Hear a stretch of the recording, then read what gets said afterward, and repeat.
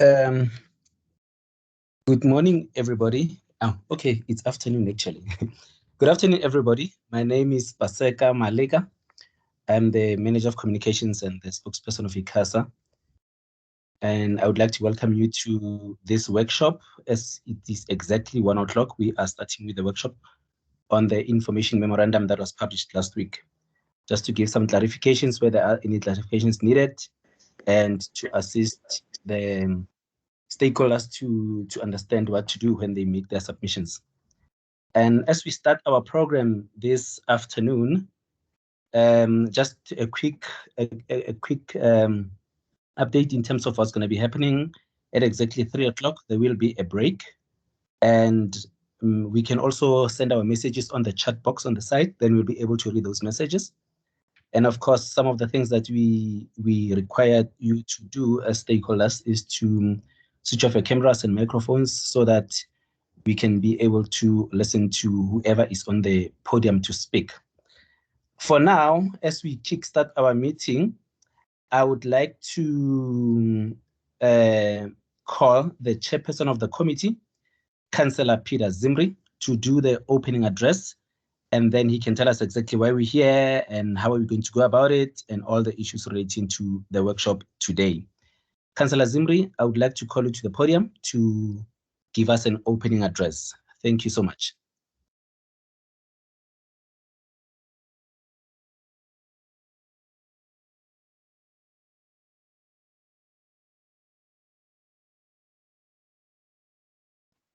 Councillor Zimri, if you can hear me, please could you have your microphone on? Thank you so much. Paseka, just a sound check. Am I audible? Yes, you are, Chair. You can continue. Okay, great. Thank you very much for that, Mr. Program Director Paseka. Depending on in which time zone you find yourself in, good morning, good afternoon, good evening. I believe we do have some international guests also on the call. And also, I hear there's some noise in the background. I'm not sure exactly who that is.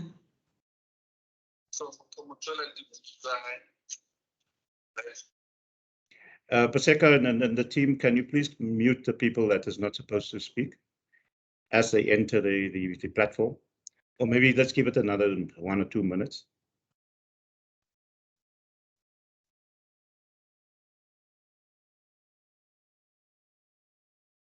Okay, Chair, let's just give it 30 seconds. And I believe your message has been heard for people to switch off their microphones. Please, can you switch off your microphones and so that the chairperson can continue with the opening address? Thank you.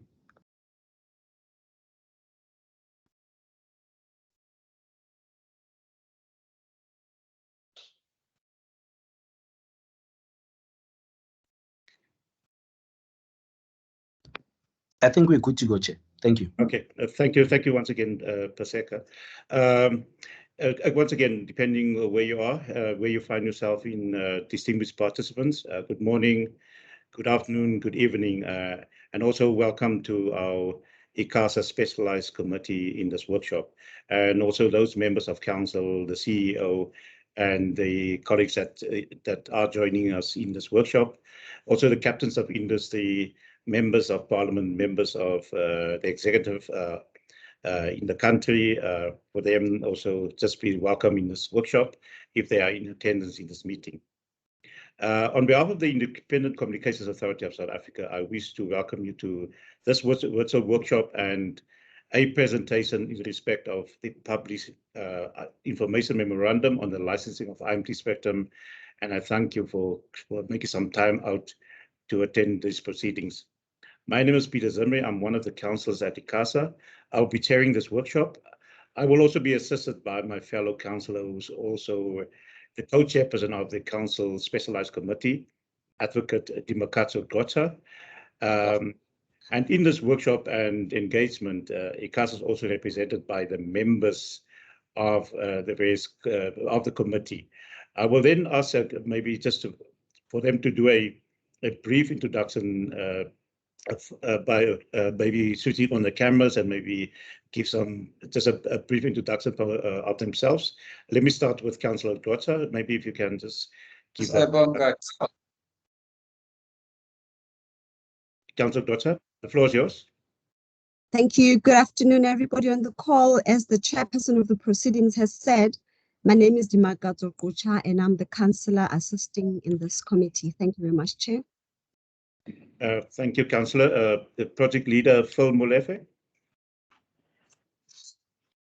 Good afternoon to everyone on the call. My name is Solomon Molefe, and I'm the project leader of the committee. Thank you. Thank you, Philemon. Then let me allow the project manager, Mr. Jose Malau Mosenyani. I'm busy. Yeah, your opportunity cost. Greetings, Chair. Greetings to our stakeholders. My name is Khosimula Mushunyani. I'm the project manager on this licensing process. Thank you. Mr. Makola Bethiel.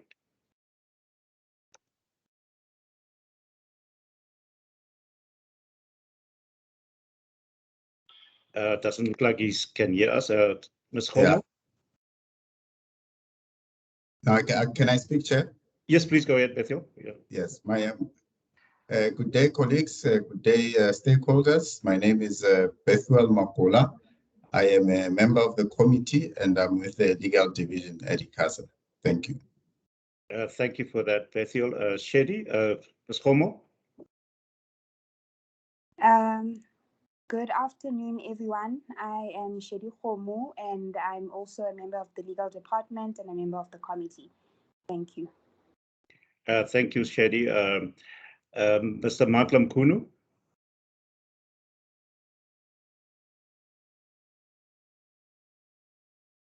Let's move on to Mr. Richard Magotlo.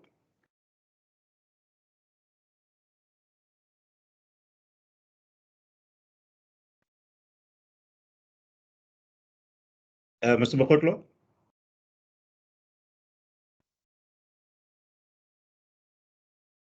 Okay, if he doesn't look like he can hear us. Mr. Dikhali, Joseph Dikhali, please go ahead.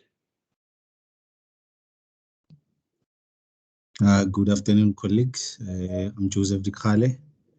I'm in the licensing department at ICASA, and I'm a member of this committee. Thanks. Thank you, Joseph.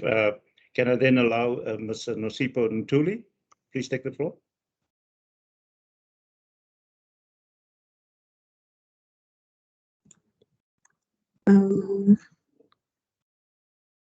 Sorry, I'm trying. Please go ahead, Nosipo. We can hear you. Okay, good afternoon, everyone. My name is Nosipo. I'm the member of the committee, and I'm from the licensing department at ICASA. Thank you. Thank you very much for that, Nosipo. Mr. Owen Maslanga. Thank you, Chair. Good afternoon, everyone. My name is Owen Mplanga. I'm a member of the committee, and I'm within the Policy Research and Analysis Division within ICASA. Thank you very much. Good morning. Please proceed, Mr. Mogotlo.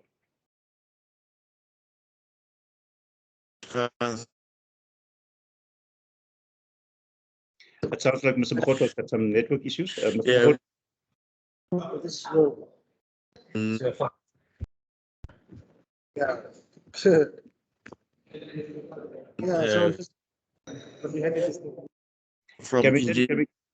Can we then move on to Zantle Malgas? Zantle, please go ahead. Good afternoon, everyone. I'm Zintle Malgas, and I'm from the Policy Research and Analysis Division. Thank you, Zantle, and then Silas Foshoko. Good day, everyone. My name is Silas Foshoko. I'm the member of this IMT Spectrum Licensing Committee, and I'm with the PRE. Thank you. Thank you, Silas. And then Gillian Chamango. Gillian, please go ahead.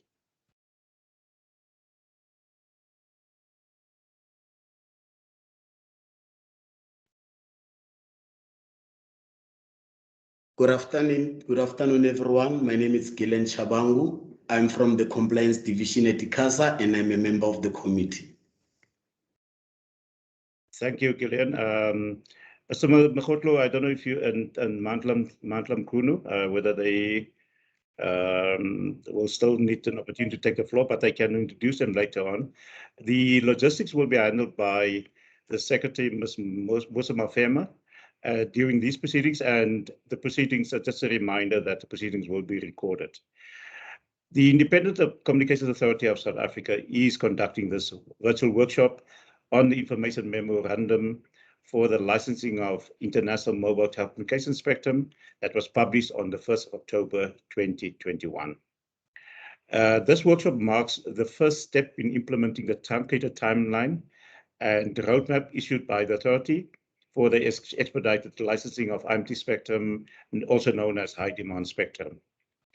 The workshop on the Information Memorandum demonstrates the ongoing commitment by the authority to ensure continued consultations with stakeholders as ICASA gears itself towards consideration in amending the invitation to apply for licensing the radio frequency spectrum identified for IMT, and to ensure the provisioning of the much needed broadband wireless services. The workshop aims to solidify the authority's engagement with all stakeholders through various stages of this licensing process, with a common understanding of the process to be followed. South Africa's population spread and geography lends itself to technology which favors wireless solutions. Therefore, it is no surprise that mobile broadband has emerged as the most popular solution for advancing broadband access in the country. The authority has consequently responded to the national priorities and expectation and made known its decision on the licensing of the IMT or International Mobile Telecommunication bands, IMT 700, IMT 800, IMT 2600, and IMT 3500 for this long-awaited broadband wireless services. Just on a final note, as I conclude on this input, is that the authority also hereby wish to inform stakeholders since the 1st of November is proclaimed as a public holiday, which coincides with the closing date of the submissions on the Information Memorandum. The closing date will be amended to the 2nd of November 2021. I just want to make sure that the public and the industry understands that. In terms of the workshop procedure, we will be taking the participants through a brief presentation on the issues, amongst others, that will be considered towards finalizing the publication of an invitation to apply. Thereafter, participants will be given an opportunity to interact by making input and asking questions of clarification. As you take the floor, industry members and the colleagues and the public, and for the record, please introduce yourself, which organization you are representing. Participants will be afforded a few minutes to make inputs and request clarification. We would appreciate if you could focus on the salient features of the Information Memorandum towards assisting us in finalizing this expedited licensing process. Further note that the issues beyond this workshop cannot be entertained or debated here. I think it's just for note for those that take the floor. Before I hand over to the project manager to take us through the presentation, I wish to announce the following sort of ground rules. Please ensure that your microphones are in a muted mode until you're allowed to speak by the chairperson.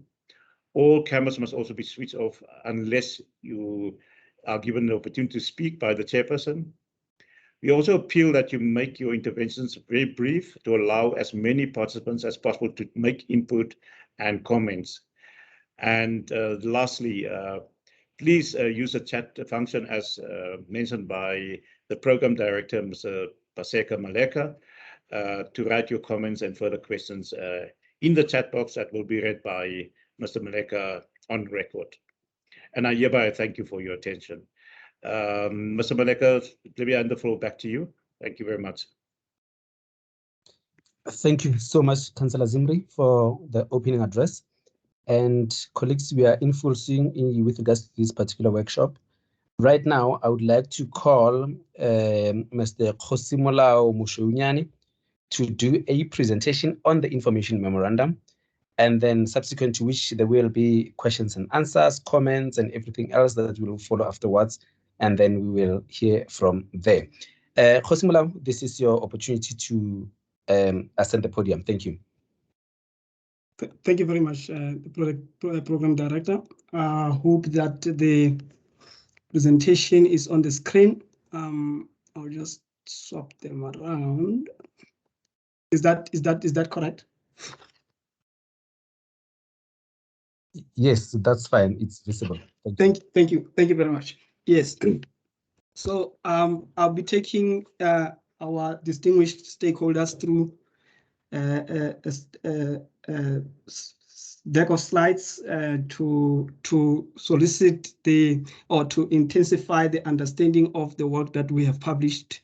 That is the information memorandum that was published on the 1st of October 2021, and we are just trying to reinforce the understanding of the process that the authority have undertaken since the publication of the initial ITA, which was set aside. So the presentation is going to cover in the main the background of this licensing process, and we will delve in deeper into the issues related to competition, which are listed on the slide, and most of the issues that we've drawn from the competition assessment are those that were rather debated during the settlement negotiation and so forth. So the authority aims to license 326 megahertz of the radio frequency spectrum that is identified for IMT for purpose of providing the national broadband wireless access services. And the bands in question is IMT 700, IMT 800, IMT 2600, and IMT 3500. You will note that the 80 megahertz from the 326 has been subtracted because we are now concentrating on the issues related to the auction process. And this bandwidth will contribute significantly towards achieving the SA Connect targets and also alleviating the bandwidth deficiency in South Africa. Though there's other objectives that the authority have set for itself to achieve through this licensing process. I'll touch base on those shortly. So, on the 2nd of October 2020, the authority published the ITAs and the ITA for the auction. And following that, on the 22nd of December, we received Telkom's court applications against the ITA. And we also, on the 28th of December 2020, which was the closing date of the ITA, we had received 6 applications.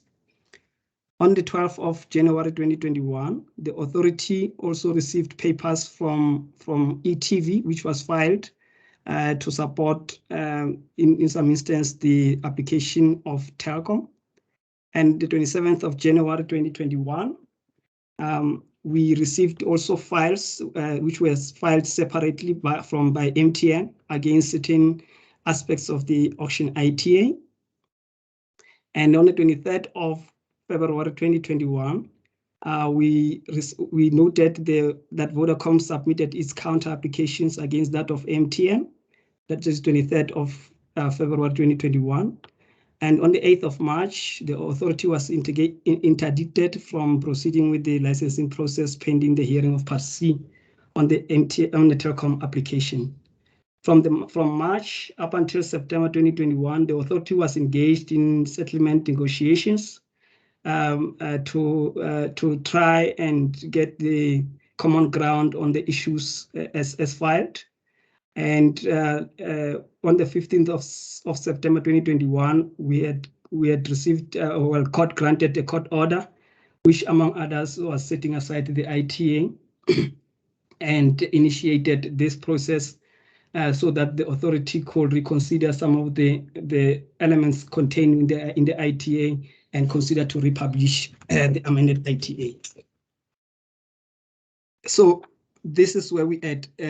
From the 1st of October, obviously, we published the information memorandum to kickstart the licensing process once more, with the consideration, obviously, of the court order. And The Information Memorandum, it calls for public representation on matters related to competition aspects as provided in the document. And we wish that stakeholders, as they do engage on the Information Memorandum, they must read it together with the National Radio Frequency Plan of 2018, which outlines services that are allocated to different bands, and particularly for these ones, to re-emphasize that these bands are allocated for mobile services as identified for IMT. And then the second document of importance is the radio frequency spectrum regulations, which is governs this process. If you look in Regulation 6 and Regulation 7, that the authority will issue the ITA where the spectrum does not cater for the demand as required. And then we have also the radio frequency assignment plans of 2015, wherein we have the one for IMT 700, IMT 800, IMT 3500, and 2600, providing the rules related to the use of the bands, the coordination, consideration, and mitigation of radio frequency interference. And the authority published the competition assessment contained within the reasons document. It is the kingpin of this licensing process, together with the others on top. If you look at the ITA and you read the ITA together with the competition assessment, you will note that they are directly linked. So we also wish that stakeholders can also take into note or into account as they make their representations on the Information Memorandum. And there's also consideration within the reasons document, consideration of the policy direction, which was published on the 4th of December 2020. And then the other document is the ITA that was set aside, which was published on the 2nd of October 2020. The ITA, which the authority will publish, having considered your inputs in an amended fashion as required or as appropriate.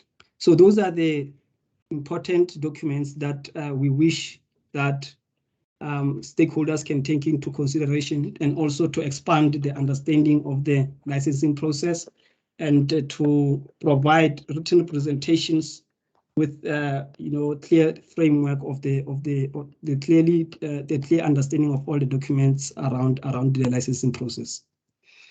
So I had indicated earlier that I will touch on the objectives as set out by the authority in licensing these bands. The first one, well, they are also objects of the Act of the ECA Act, and the first one speaks to the promotion of the broad-based Black economic empowerment, with particular attention to the needs of women and opportunities for youth and for persons with disabilities. This object of the Act, of this objective, can be clearly seen in Section 15 of the ITA, where the BBBE requirements are set out, which includes the shareholding requirements. It's one of the pre-qualification criteria on the ITA. And then the second one relates to promote the universal provisions of electronic communication networks and electronic communication services and connectivity for all.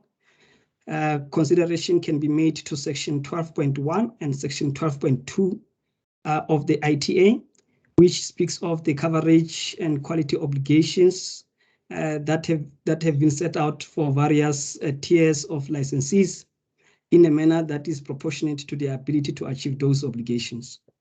We will speak to the issue of tiers later on, so that we can also bring a deeper understanding as to what was the intention in relation to coming up with the tiering scheme as allowed by Regulation 7N. So another element is promote the interest of consumer with regard to the price quality and variety of electronic communication services. Consideration to be made to Section 7, 12, and 17 of the ITA, where the provisions of the auction designs and also the spectrum caps as set out and floors and pro-competitive open access measures are obligated to ensure that licensing will compete according to price and quality in provision of quality of services. And yes.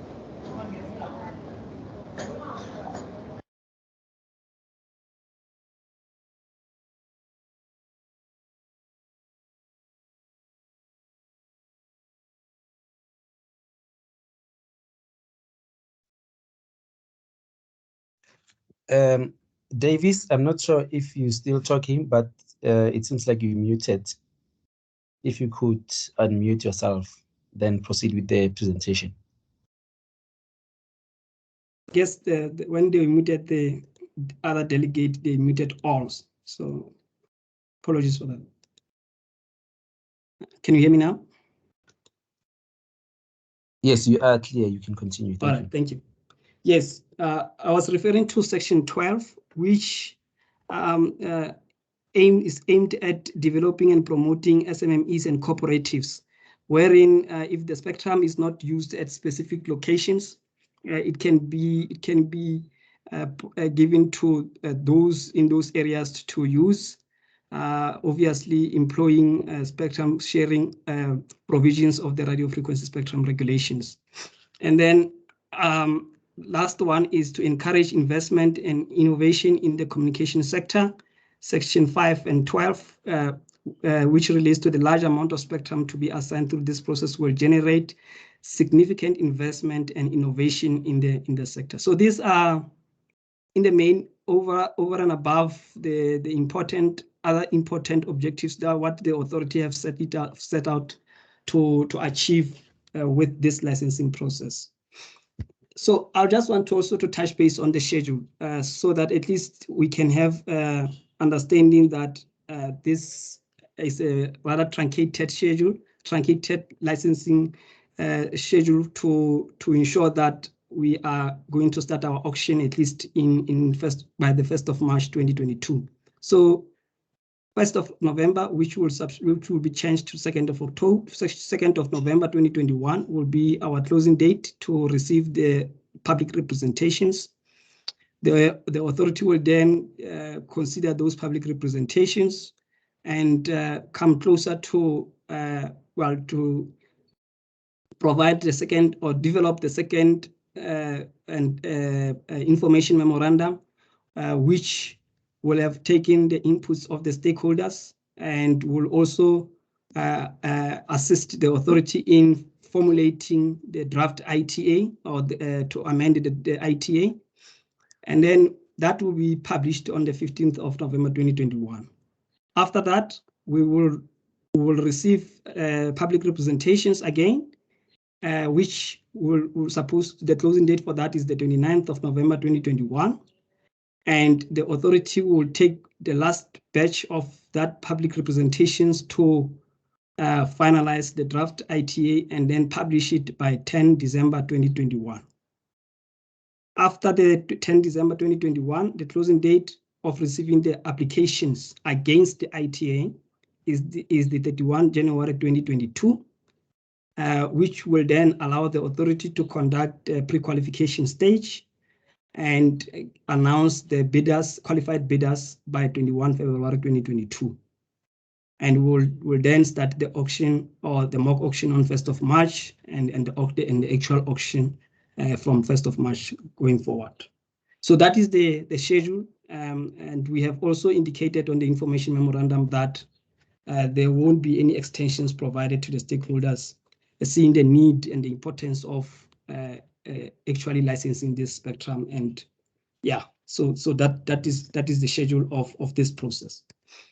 So I'm going to zoom now into the main issues relating to competition.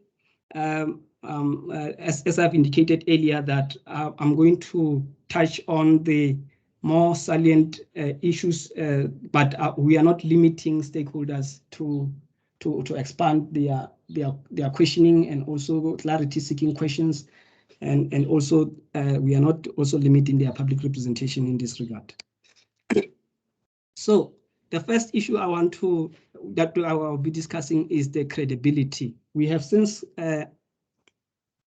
adopted the word credibility from the Ofcom 2012 UK competition assessment for mobile markets study, and we define credibility to say it means that a competitor should be capable of exerting an effective constraint on its rivals in terms of factors such as the provision of high quality services, 1. Second, competitive prices, 2, choice and innovation, and as such contribute to the overall competitiveness of the mobile market.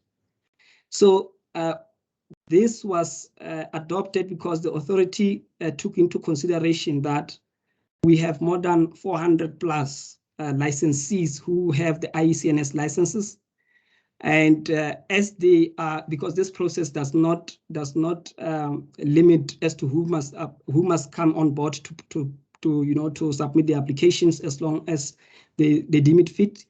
So as the authority is going to be calling the applications from all stakeholders, we then also noted that we need to somehow ensure at the end of the process that all those that are licensed, they are at least credible players after the licensing process. So we don't want to have a situation whereby you have a licensee who have acquired maybe only one lot in 700, and they cannot really, exert a competition pressure to their rivals and so forth, and compete effectively in the market.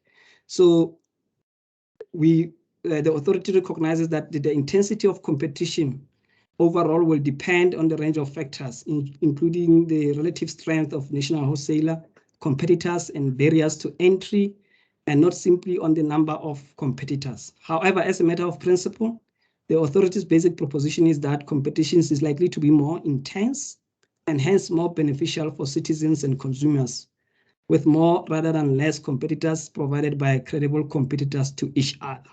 So that is the word of essence that one needs to note as we go through the slides, and also as you read the documentation as I've outlined them earlier. And then there are certain dimensions that we have set out so that we can be able to establish if an operator is credible or not. And there are 3 essential ones in this instance that we are considering to say one is a credible player or not a credible player. One of that dimension is capacity and average data rates, wherein we are saying that an operator must have adequate capacity spectrum. That means spectrum above 1 gigahertz, so that he can be able to provide sufficient capacity or sufficient capacity to deliver a competitive average data rate. So that is one. Second one is quality of coverage, which is necessary for an operator to have a sufficient quality of coverage so that they can be able to cover the dispersed areas and so forth. So that is the second one. And then the third one is the minimum coverage and minimum data rates or minimum capacity. That is the combination of the two. And this is clearly, I'll start using the word golden thread, is clearly linked directly to Section 6. If you look at Section 6 of the ITA, where we have minimum spectrum portfolios, that's where we have the minimum spectrum for coverage and minimum spectrum for capacity, so that so that we can be able to establish if you are a credible or not a credible player. And we use that using the spectrum that is already assigned to an operator. It will be obvious that if you don't have a spectrum and you are partaking this, that you won't be a credible player. However, Section 6 tries by all means to ensure that at least you are given an opportunity out of the auction process that you become a credible player, so that you can be competitive and so that the consumers can be able to benefit from that, from obviously data prices and so forth. So that is credibility in a nutshell, and the dimensions of credibility that we are using. The other one, which is on this licensing process, is not really essential. Perhaps maybe in the future when we are looking at the millimeter waves and so forth, that can also be used. But for this licensing process, we are at least using the three. Thank you. And then we come again to the definitions. I'm not going to be touching on all the definitions, but I just want to present on the ones that are rather critical. So we have also adopted the word, instead of the word national wholesaler, which is obviously an operator, and the national wholesaler will then be dissected into well, and also a subnational wholesaler. A subnational wholesaler is the one that is an operator that is providing services, at a regional level, not necessarily to the entire country. So national wholesaler is the one that provides services on the entire country. So they are utilizing their spectrum in the whole of South Africa. And then we dissect the national wholesaler into tiers, or we go to a lower level of tiers, where we have tier 1 operators, which refers to a wholesale national operator that have a retail market share in excess of 45% in more than 10 municipalities. That is as provided in the ITA. And then we've got the third national wholesaler and the fourth national wholesaler collectively as tier 2 operators. And we have also the other retailers, which can be referred to as MVNOs in this process that we are also considering for this licensing process. So the tier 1 and tier 2, like I indicated, that the most critical thing here is credibility. So you will note that those that have been referred to as tier 1 in the reasons document are those that have met or qualified, of met the requirements of credibility, the 3 dimensions of credibility. That's tier 1 operators if you just try to maintain the golden thread. And then tier 2 are those that do not meet the credibility test. So they are not credible. Can be that one does not have enough spectrum, coverage spectrum, or the combination of the two for those minimum spectrum portfolios. So the tiering scheme, or the tier 1 and tier 2, will only be used consistent with section 1.52 of the ITA. And the authority has provided mechanism in the ITA to support tier 2 operators. So this speaks to the issue of credibility that we have just discussed.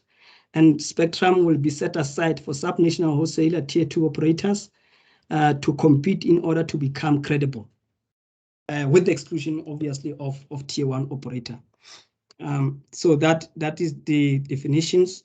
And Chair and stakeholders, I will now speak of the sub 1 gigahertz spectrum bands, which we have received different views on this matter in relation to licensing these bands.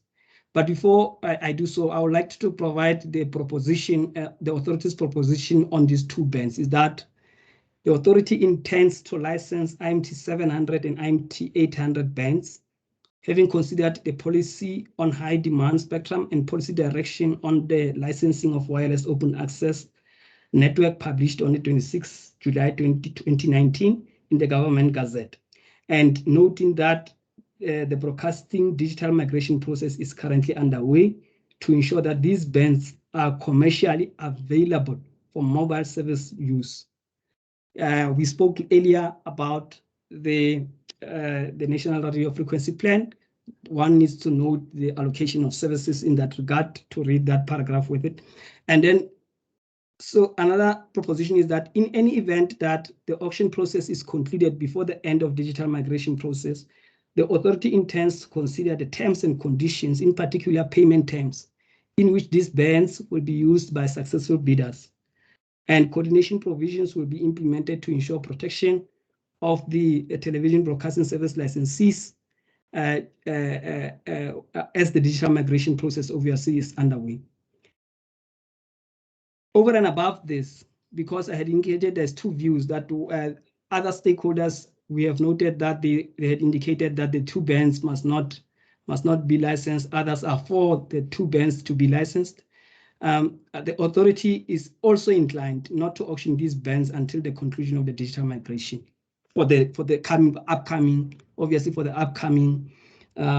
ITA that will be published. So in this regard, we're hoping that we can have views from the stakeholders to assist the authority in making its decision on the two bands. Obviously, one will consider the propositions there, but with the last point that says that we are not inclined not to auction these bands, one needs to consider to also note that this will have an impact on the licensing process for the WON. Since then, it will mean that the WON won't have access to sub 1 gigahertz spectrum. And it will definitely mean that the WON will fail the credibility test. So as you do make your public comments for the authority to consider, all these issues, you need to take them into consideration and assist us in ensuring that the authority will make a decision that is well informed, having noted the work that the authority has already done in this regard. The second issue relates to the opt-in round. The opt-in round, as consistent with the credibility test, it enables any other operator who does not have the minimum spectrum portfolio and deemed not to be a national credible player to have an opportunity to compete in the opt-in round to acquire the additional spectrum. So we have set out the portfolios in section 6.1 of the ITA. You can also have a look at them on this table. I just took a snippet of that, which portfolio one, it will mean that if we are assessing credibility in this regard, one must actually meet either one of the two, either portfolio one or portfolio two. In portfolio one, you will have had at least 2x10, meaning less than 2x10 megahertz of sub 1 gigahertz spectrum and 60 megahertz of the capacity spectrum, that is the spectrum above 1 gigahertz. And well, not and, but or you will have 15 megahertz of sub 1 gigahertz spectrum and then 40 megahertz of the capacity spectrum. So those that will be participating, which are those that will be participating, which are sub-national operators or tier 2 operators, will only acquire additional spectrum on the portfolio that they are rather closer to meet. So that should also be clear. And while these rules are clearly outlined in the information memorandum, so that we can be clear. I'm just trying to emphasize them verbally here. So if an operator, just as an example, if an operator is having spectrum, enough spectrum of the capacity spectrum, and they don't have a spectrum of the, they don't meet the capacity, the coverage spectrum, the authority will calculate as to which portfolio will provide them the minimum additional spectrum for them to be credible. And there is no way whereby you can acquire two portfolios, or you can acquire 2x10 in portfolio 1 and 40 megahertz in capacity spectrum, so that you cannot zigzag. It's either portfolio 1 or portfolio 2, if I can put it in a layman's term. Yeah. So those are the rules to opt-in round. It will be the first round of the auction, and the ITA suggests that at least 2 subnational operator or tier 2 operators must be able to meet the portfolio minimum spectrum portfolios for that opt-in round to break, so that we can start the actual auction with round 2.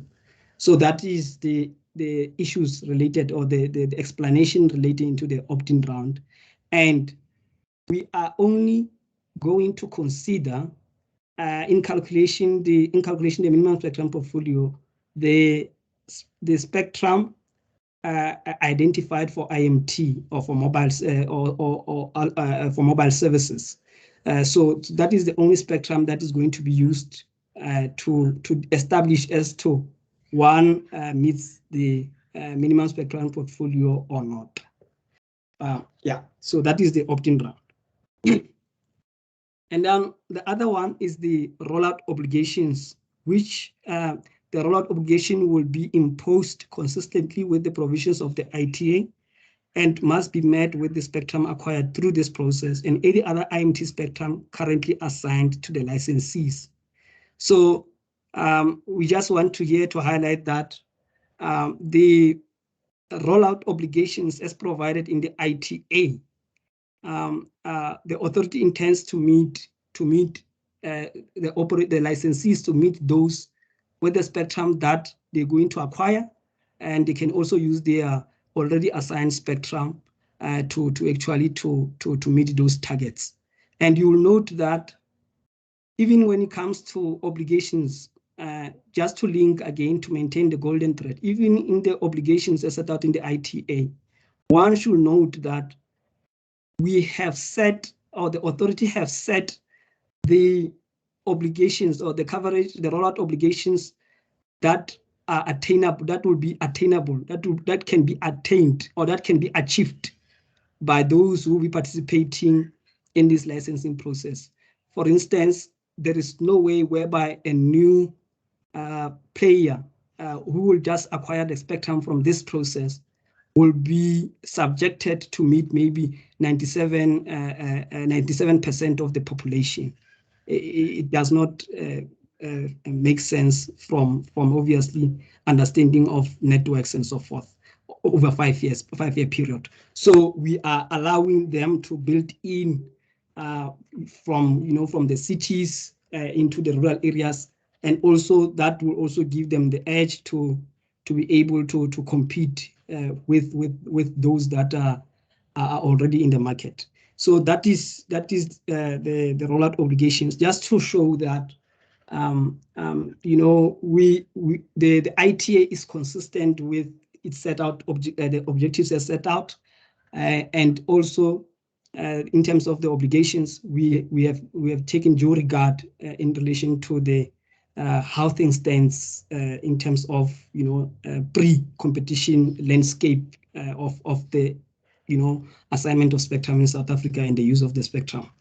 And then I'll also speak about the lot arrangements, particularly the lot arrangement in the IMT 3500.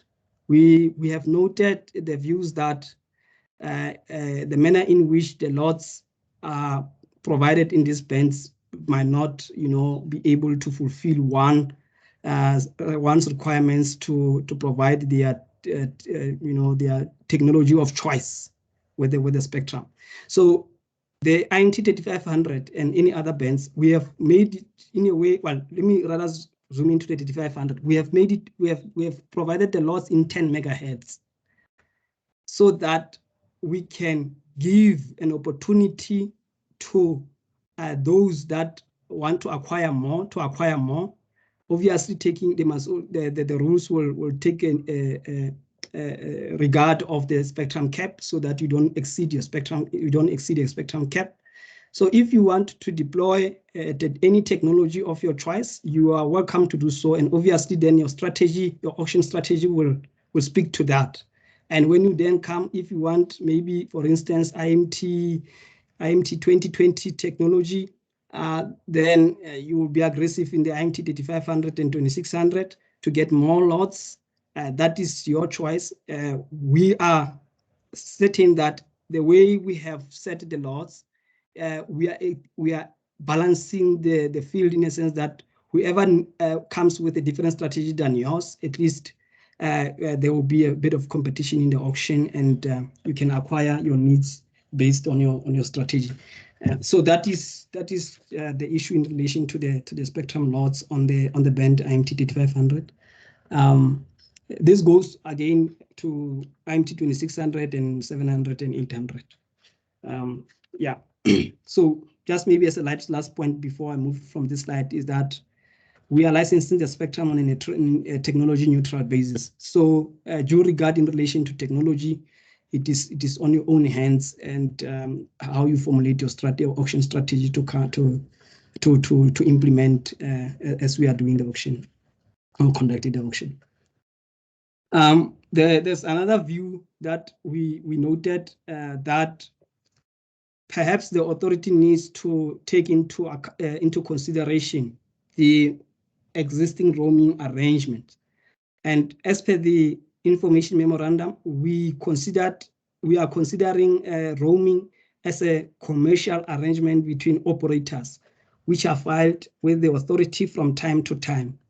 Generally, a roaming arrangement is not permanent and may be revised or terminated by the concerned operators and should not exclusively be entered into amongst operators. These roaming arrangements can be offered to multiple operators. So the spectrum caps, therefore, were considered on the existing IMT spectrum holdings of the respective operators and IMT spectrum that will be acquired through this licensing process.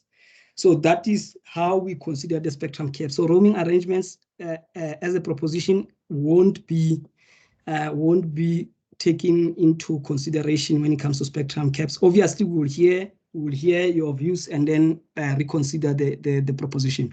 But as things stand, we understand that all those that are licensed, they've got at least a particular license period assigned to them, which we are certain of, so that we can be able to make decisions in relation to spectrum caps and so forth.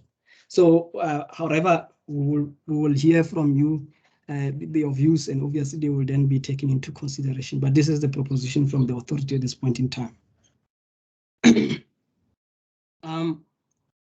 Just as this last slide, Chair, even though we are not engaged on the issues related to the licensing of the individual electronic communication network and the radio frequency spectrum for the WAN, the authority have set aside for the WAN 80 megahertz.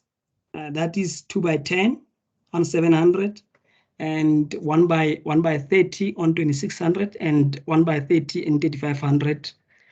The authority is of the view that this spectrum is adequate, and one can also note that this spectrum meets the credibility test as provided in the reasons document in the ITA. So the importance of set aside spectrum to be licensed to the WAN will ensure it to be a credible national wholesale operator in the market. However, assigning too much spectrum to the WAN may result in the stranded spectrum, which will go against the other set out objectives and may result in anti-competitive behavior. So the spectrum set aside for the WAN is empirically supported by spectrum that is currently assigned to tier 1 operators, which meet the credibility test. So it is the understanding that this spectrum will ensure that the WAN is credible. The ITA also have provisions that support the viability on the WAN, and it is the view that the WAN may participate in the future as an independent player to acquire additional spectrum in the upcoming licensing process or the future licensing process in this regard. However, just to ensure that spectrum is not assigned and spectrum is not used, which will go against some of the provisions of the ECA, the authorities of the view that 80 megahertz will ensure that the WAN will be able to kickstart its processes and will be able to be viable, and it will also be a credible player in the market. So, Chair, that is my piece in relation to the presentation. I'll take it back to you, the program coordinator. Thank you very much. Thank you so much, Davis, for the presentation. And I guess we all have been following the presentation and we'll be able to ask questions or make comments and all the related matters on this issue. The next item would be questions, comments, and answer session. That will take us from now onwards until, according to the program, until 5, but it will depend on the number, on the questions as they come.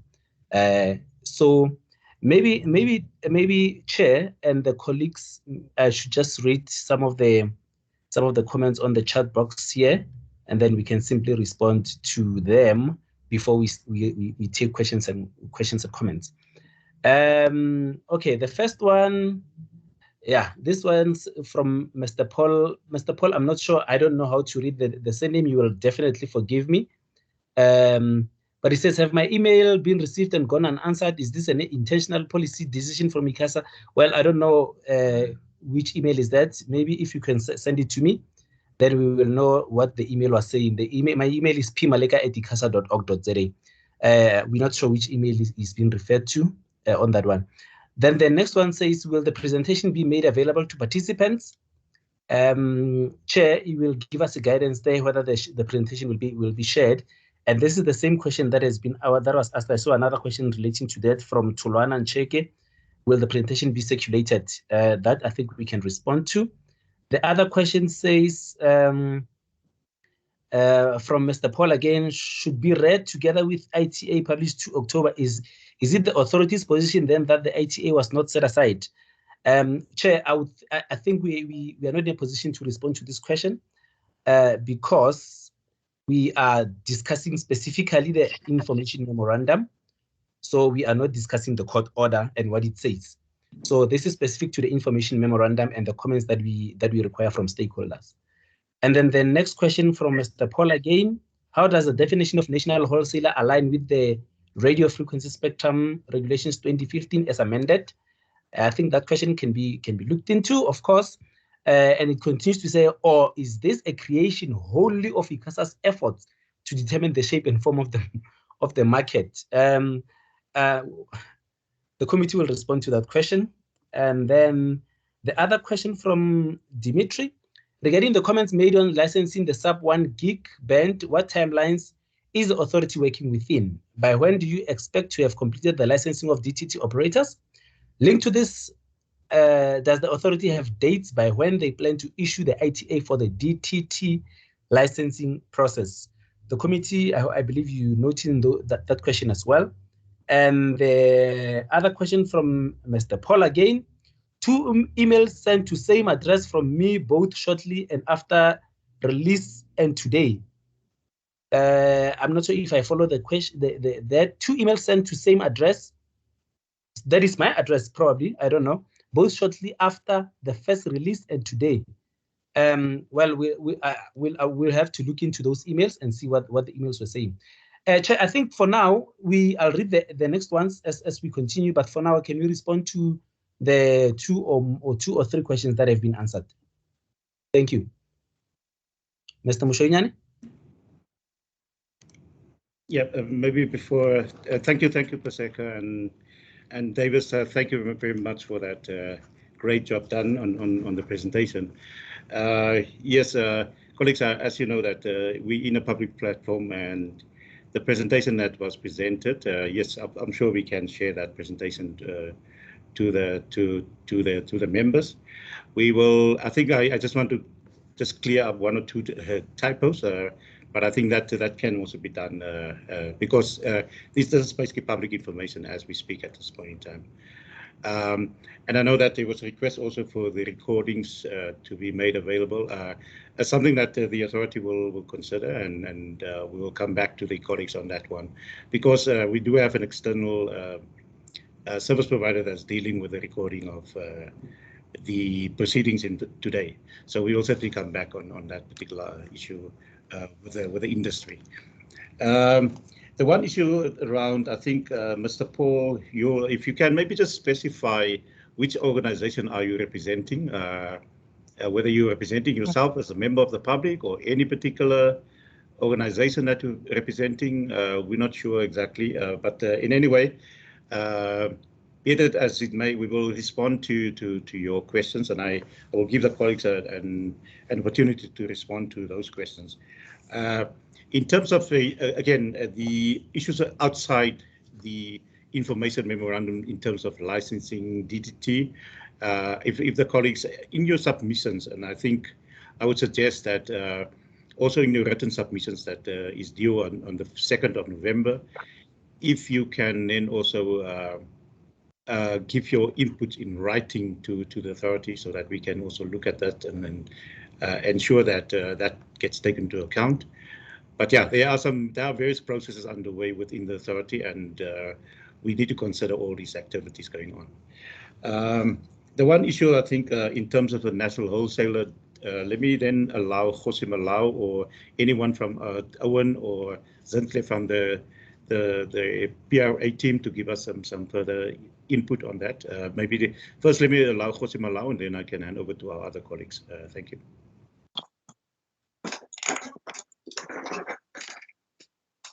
Thank you, Chair.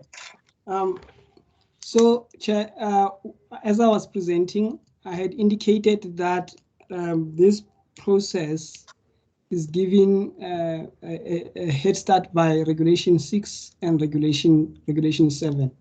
So if you look at Regulation 7N, it allows the authority to come up with any other measures that will ensure that the licensing process is well, that all other frameworks or any other thing that will deem fit to be included in the licensing process to ensure that it is successful.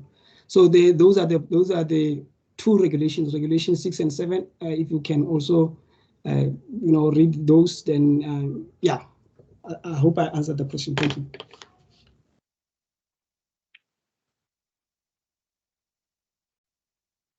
Thank you very much for that, Davis. Let me hear from Owen or Zintle, if they do have anything to add to that. No, I don't have anything to add from my side, Chair. Okay, great. Thank you, Owen. Paseka, you will obviously indicate to us who is asking for the floor and so on. Yes, there are some comments obviously on the chat box. We did respond to most of those things. But yeah, if again, I think Paseka, we will allow you to direct us in terms of who will be next in line to ask questions or maybe make an input or providing points of clarification. Thank you, Paseka. The floor is yours. Thank you so much, Councillor Chair. Yes, we've got 3 questions. Okay, I've been corrected. Thank you, Mr. Paul Hajul. I'm told that's how you pronounce it. Mr. Paul Hajul, you're the first one. Mr. Moses Mashisani, the second one, Mr. Temba Piri, the third one. Can we go in that order? Thank you so much. Great, thank you. Paul, the floor is yours. Thank you, Mr. Chair. Mr. Chair, I represent myself. I'm here as a member of the public, although I do also do some work in the industry, but take it as representing myself. I'm just following up on, I'm not asking the authority to go into the legal matter. I'm referencing a slide that was shown today that says reference must be made to the earlier ITA. And I'm asking whether that's a typographical mistake or if the authority has taken a position that it's going to go back to that ITA, because it's quite significant in terms of what written engagements come forward. If the authority is saying, you know, this is a continuation of that process, I don't see how one can evade commenting on a slide that was put up in the presentation. But the other question which has not gone answered yet is I'm well aware of the provisions of the radio spectrum regulations and that a wide latitude of means is given by that subsection. I think it's N3. But that isn't, you know, doesn't create any sort of a definition of wholesale providers or the like. So, you know, is it the authority's position that it's complied with the remainder of Regulation 7 and that it's disqualifying players who must be disqualified under that regulation? And even once it's done everything in accordance with that regulation, including caps and so on, that it now has to create a new tiering system that is a little peculiar, to put it bluntly. I'm not saying that it can't, but it does just seem a little peculiar at this juncture. Okay, thank you, Paul. Paul, you say you're representing yourself at this point in time. Is that correct? Yes, Mr. Chair, that is correct. Okay, great. I think the colleagues took note of your question, and I think we will come back to that. Let me hear from Paseka, sorry, the order. I think you said Mr. Piri, or is that correct? Mr. Machisani from MTN. Okay, sorry, my apologies. Moses, please take the floor. Thank you, Chair. I hope you can hear me. Yes, we can. Please proceed. Yes. I've got a couple of questions, and I'm afraid some of these questions, they don't emanate from the information memorandum as it is currently set. But nevertheless, they are very important to be answered today so we can prepare for the next process. The first question, Chair, is now you're referring to the ITA being amended, right? And now what comes to mind now is, will the bidders who have submitted in the previous ITA, will they need to amend what they have submitted, or is it a completely new application? So if you can clarify that. And related to that, Chair, we are aware, or we are all aware, that a 3 million non-refundable payment has been paid in the previous ITA. We would like to know how ICASA will handle that payment. Again, I think related to payment issues, the guarantees that were asked in the previous ITAs, I think Mr. Davis will know that there have been several processes updating those bank guarantees. So is this something that we need to be concerned about, or is something that will be defined in the new process? On substantive issues, Chair, a couple of questions, and I hope I don't take too much of the time. You are referring to the competition assessment document, which was published in December 2020. And just recently this year, March 2021, there was a MPSI funding document, the so-called Mobile Broadband Services Inquiry document, which was published. And there are some discrepancies between the competition assessment, which was published in 2020, and the MPSI document. So if you can clarify how you are going to deal with these discrepancies, because we can see throughout the presentation that ICASA emphasizes so much on that competition assessment, and without saying how it will align that competition assessment, or having aligned that competition assessment with the current market dynamics. Again, Chair, I think we are concerned, and this is a concern that I just need to put here, that the current market conditions, as they are now in the competition assessment, they dictate something different of what was done in 2019 when the competition assessment was done. So we'll be concerned that if ICASA is going to be blinded by just looking at the past and not looking at what is happening now, because as anyone can see now, the data market has got different dynamics. And the spectrum that we're talking about now, the 700, 800, 3.5, and the rest, 2.6, is all about data market. So we hear you when you talk about tier 1, tier 2, tier and subnational operators, but here we are focused on the data market and would like ICASA to take into account what is happening now, what is prevailing in the existing market structure with regard to data. If I can move on quickly. Mr. I think let's allow that for questions. Let me possibly also give others an opportunity to come in, and then we will come back to you. If they are okay. Maybe some of these things will be also be questioned by others. Just to give everyone a fair opportunity to come in and also make comments or make inputs and so on. Thank you. Your last point, I think it's possibly relevant for you to. I think as part of your submission to ICASA, I think you can raise those points and so on in terms of market conditions, market dynamics, and so on. Yes, of course, that can be done within your written input and so on. But yes, we'll see how we can respond to you. You've got about 5 issues that you raised, so we will come back to you once we deal with the other inputs and so on. But let me then allow Mr. Themba Phiri from Cell C to take the floor. Is that correct, Paseka? That's correct, Chair. Please proceed to Mr. Phiri. Chairperson, greetings to you and the members of your team, Councillor Gocha as well, and everyone on the call this afternoon.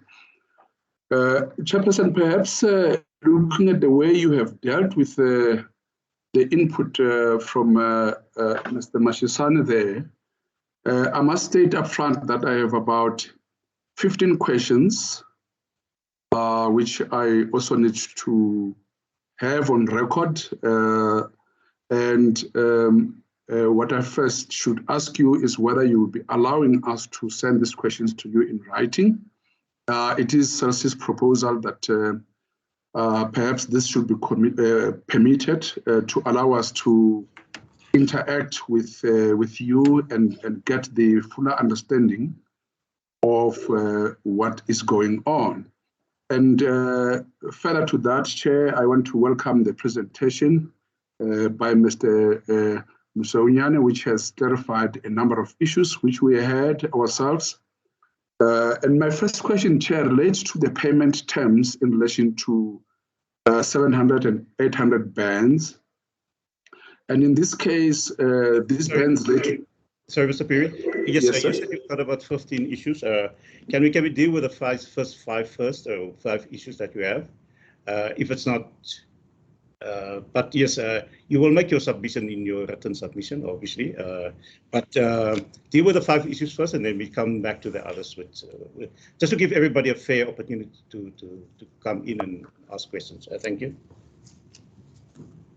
Chair, with that response, I want to thank you for that. And Chair, as you say, that we can send these questions in writing, I'll probably limit myself to about 3 questions, which I think are adequate to deal with the substance of the IM. As I was proceeding, Chair, the first question relates to the 700 and 800 megahertz bands. And these bands are basically currently occupied by broadcasters, and they do relate specifically to digital migration. So we want to ask you as an authority to elaborate on how the payment terms will change and by how much, and will the reduction as a result of the delays in the spectrum availability be applicable to the license term, and under what price circumstances? For example, we would like to understand the delays and until after the spectrum becomes usable by the new licensees, and will the final payment amount be reduced on a pro rata basis from the winning bidders? That's the first question, Chair. The second question is in relation to the IM on point 1.1.4 of the draft. The authority refers to broadcast licensees vacating the analog spectrum bands, and this is to be determined by the minister in concurrence with the authority. In this, Chair, we would like to understand your understanding of the timelines. In fact, we are of the view that perhaps the timelines in relation to the digital migration process should be factored in the information memorandum to bring certainty and to bring understanding to stakeholders participating in this process. Chair, the question relating to the opt-in rounds, based on the combined description of the provided in the IM of October 2020. As SASI, we request that the authorities set out in detail the prescribed framework for the opt-in rounds during the auctions, and to explain how this phase of the auction will work, and provide an example as to whether the run-mock auctions for this phase will be prevalent and subsequently into the main phase of the auction to avoid any ambiguity. Chair, we are trying to make a point that the opt-in rounds were not clear in the document. Perhaps clarified now with a slide that tables portfolio 1 and portfolio 2, but we would like this to perhaps to be clarified in detail. Chair, for now, I'll limit myself to those 3 questions. Thank you. Thank you very much for that. Those questions and points that requires input. Well, yes, Mr. Piri, I think yes, the colleagues will respond to those, and let me then allow Paseka, who is the next person that's requesting for the floor. Chair, the next one is Mr.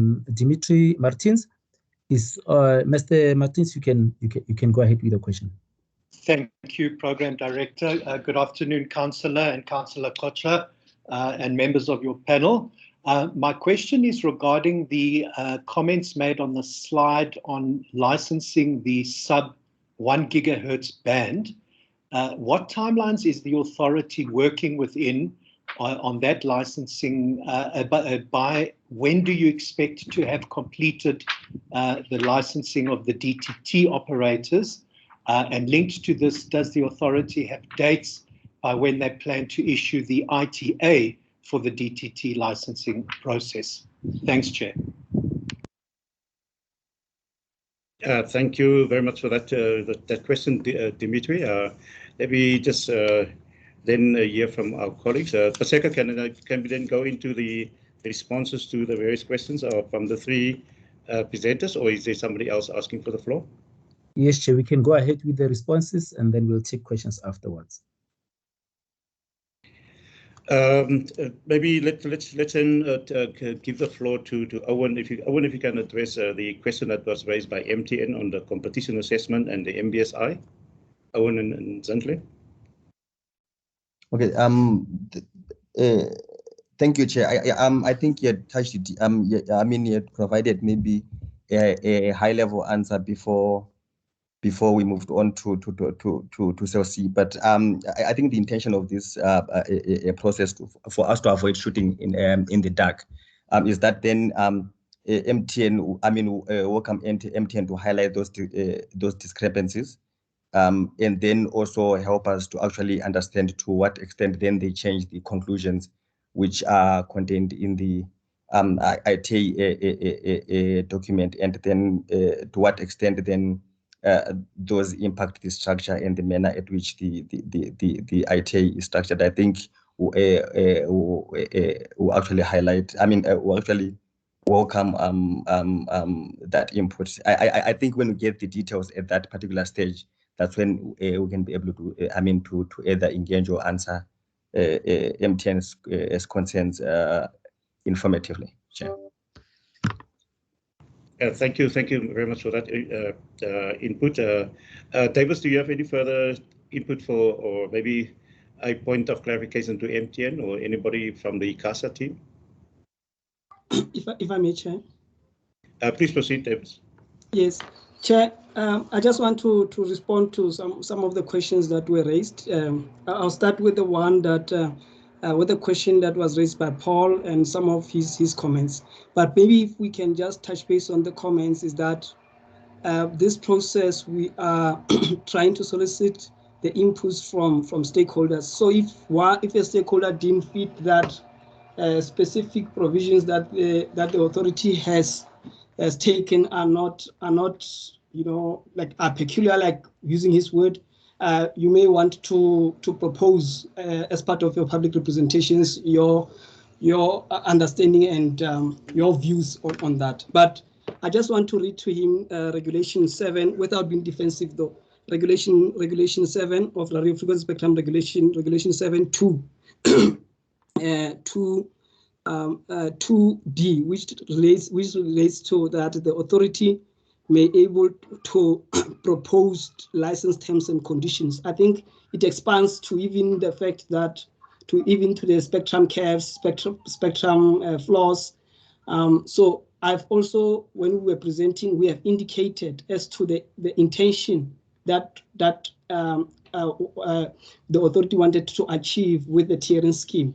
And I think that is clear. That is clear also in the competition assessment document. If that can also be looked into.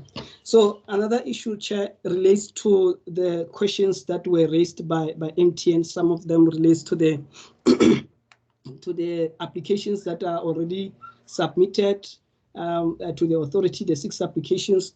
And also the payment that is already made that is non-refundable.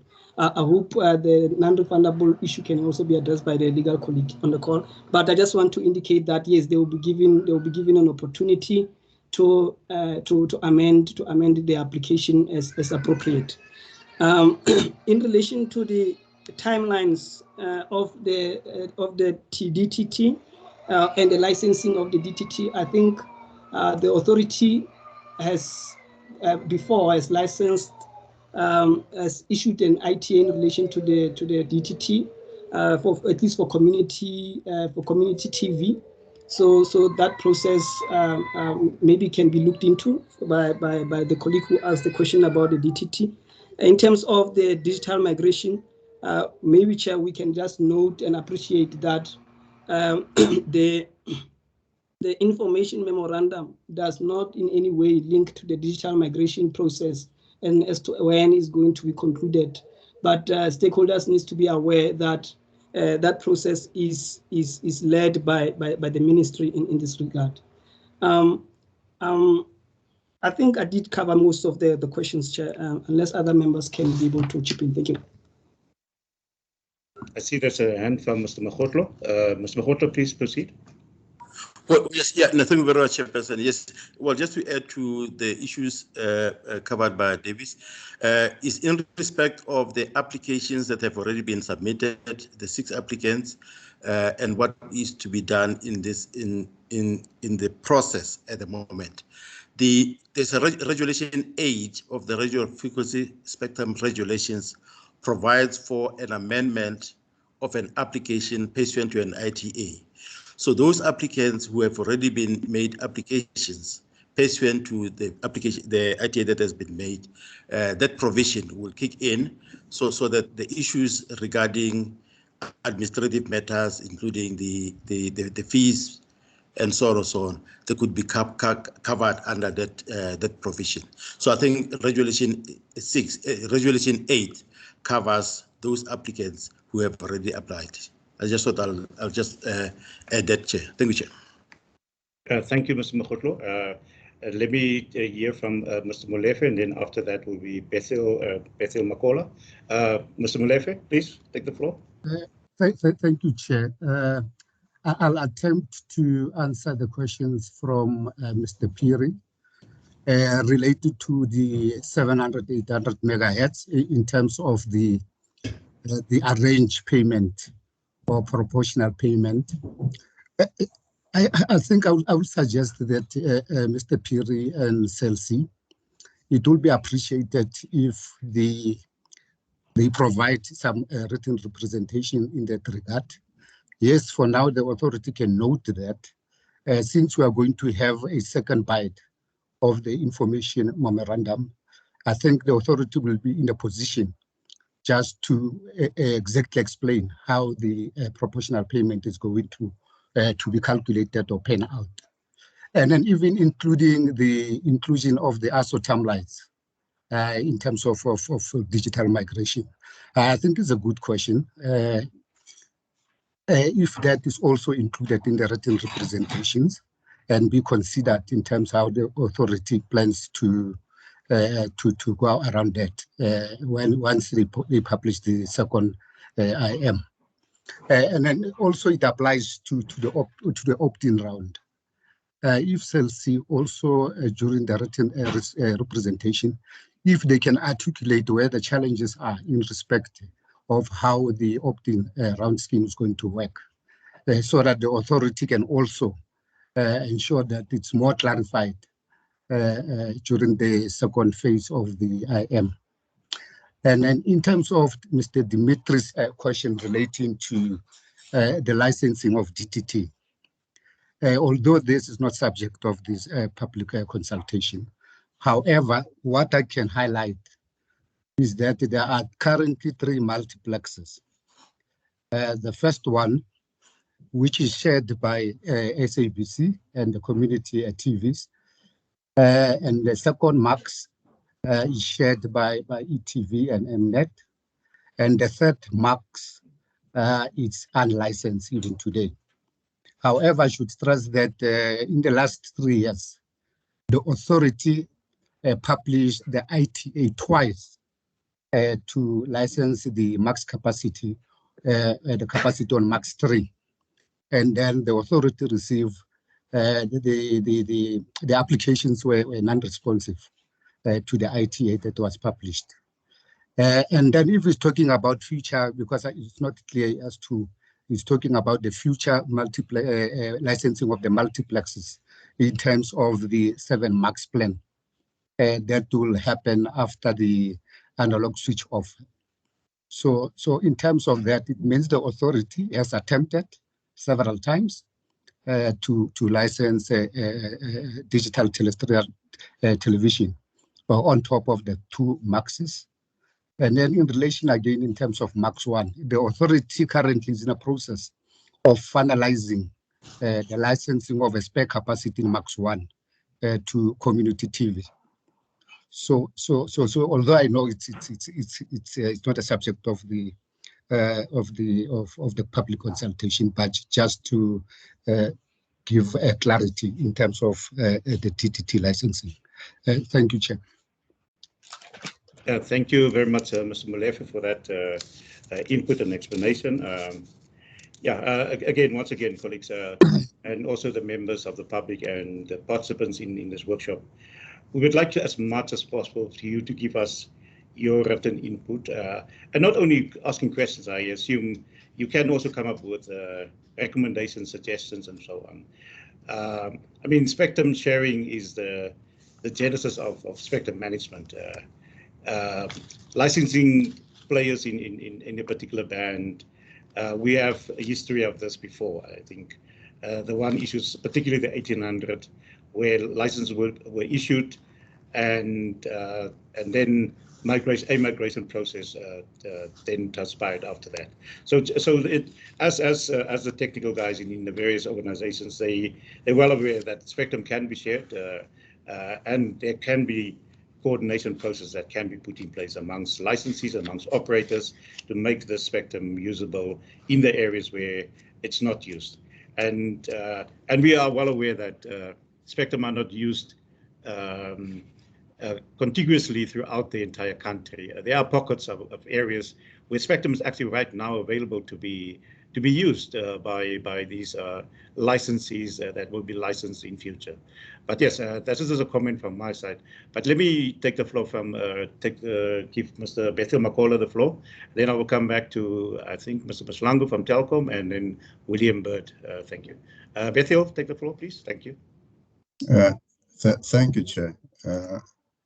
From my side, it's basically just a minor comment, which boils down to just reiterating some of the points that our colleagues just spoke to.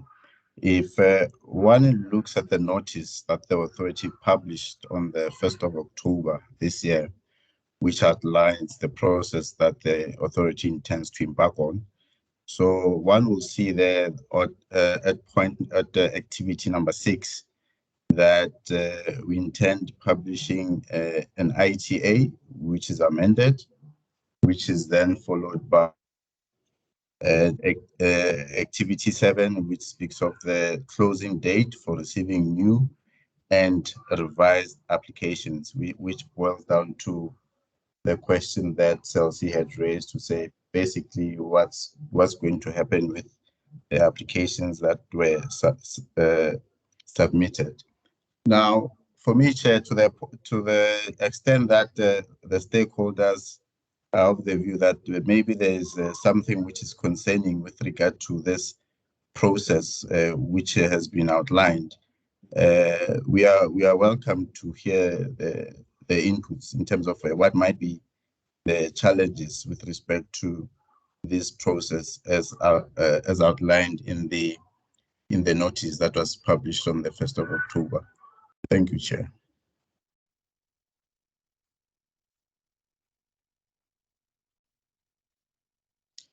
You are muted, Chair. Yes, thank you, Mr. Makola, and thank you for that points of clarification and input. Yes, we will take the next round of inputs and questions from Mr. Maslanga from Telkom, William Bird, Dr. Andrew Barronson from Vodacom, and Philippa Rafferty. But then we will then come back to MTN. I think MTN and Celsi had a list of questions that they also want further clarity and maybe further inputs that's required from their side. But let me give the floor to Dr. Maslanga. Please take the floor from Telkom. Thank you, Mr. Zimbri, and thanks to the team for the presentation that they've put together. As Telkom, we also, like Celsi, have a number of questions, and we've classed them according to themes. But for now, I would like to deal with just the first theme so that we can understand. These are questions of clarity so that we understand some of the issues as we prepare our response to the authority's information memorandum. So I'll just read through these questions, and then maybe the authority can help us through. The first theme that we have is on procedural questions, if one may put them that way. The first question number 1 under the first theme, is what is the authority's understanding of the implications of the order, the court order, setting aside the decision to publish the ITAs? That goes to us understanding what the presentation today, because it refers to amending the ITAs. So we'd like to understand what is the authority's understanding of what happened at court and what it means going forward. Secondly, on that, under this theme, the question is, what does then the authority understand to be the status, the legal status of these ITAs and all the processes that led to the decision to publish the ITAs? And the third question, which is interrelated, is what is the relationship between the past process that has been set aside and this process? The fourth question that one wants to ask is about truncated. I've heard the chairperson talking about truncated, which I suppose refers to the expedited process envisaged in the ITA. So what we want to understand is, does the authority think on its assessment of the work that needs to be done, that the timelines it has set are achievable and whether they are practical? Because it seems that there's a lot of weighty issues that the authority has to work through. The next question is about the new process as we understand it, that there will be an ITA. So in our reading of section 31.3a of the ECA read with section 4.3 of PAJA, there seems to be that the authority, instead of relying on these IMs, which are not statutory processes or regulatory processes, of course, the authority is at liberty to determine its own processes to the extent that those are reasonable and lawful. But why is the authority not publishing a draft ITA in this process? Because it looks like there's an omission to that, and we don't want to make a submission if the authority has a view on this without understanding what the view is. Bearing in mind the two sections I've referred to, what is the authority's view on it publishing a draft ITA? Those would be the questions, Chairperson, for now on the procedural issues. And if, Chairperson, you can grant me leave, I would like our General Counsel, Mr. Kandiotis, to add if I've left out anything on the procedural issues. This is how we try to narrow them. If it's suitable to you, I would like him to come in if it's possible. Yes, if you can, maybe just on this theme, can you then wrap up with your counsel, please? Mr. Kandiotis. Yes, thank you, Chair, and thank you, everybody. I think, Chair, on this first theme, my colleague Sia has pretty much covered the procedural aspects, and I don't want to belabor the point. It has been asked, but I think it's important that we really do. I've heard, some of the other attendees ask the same question, what is the status of the previous ITAs? And it was dealt with on the basis that we don't want to discuss the court order. And Chair, we just want to be clear without being obstinate. It's not a question of dealing with a court order at all.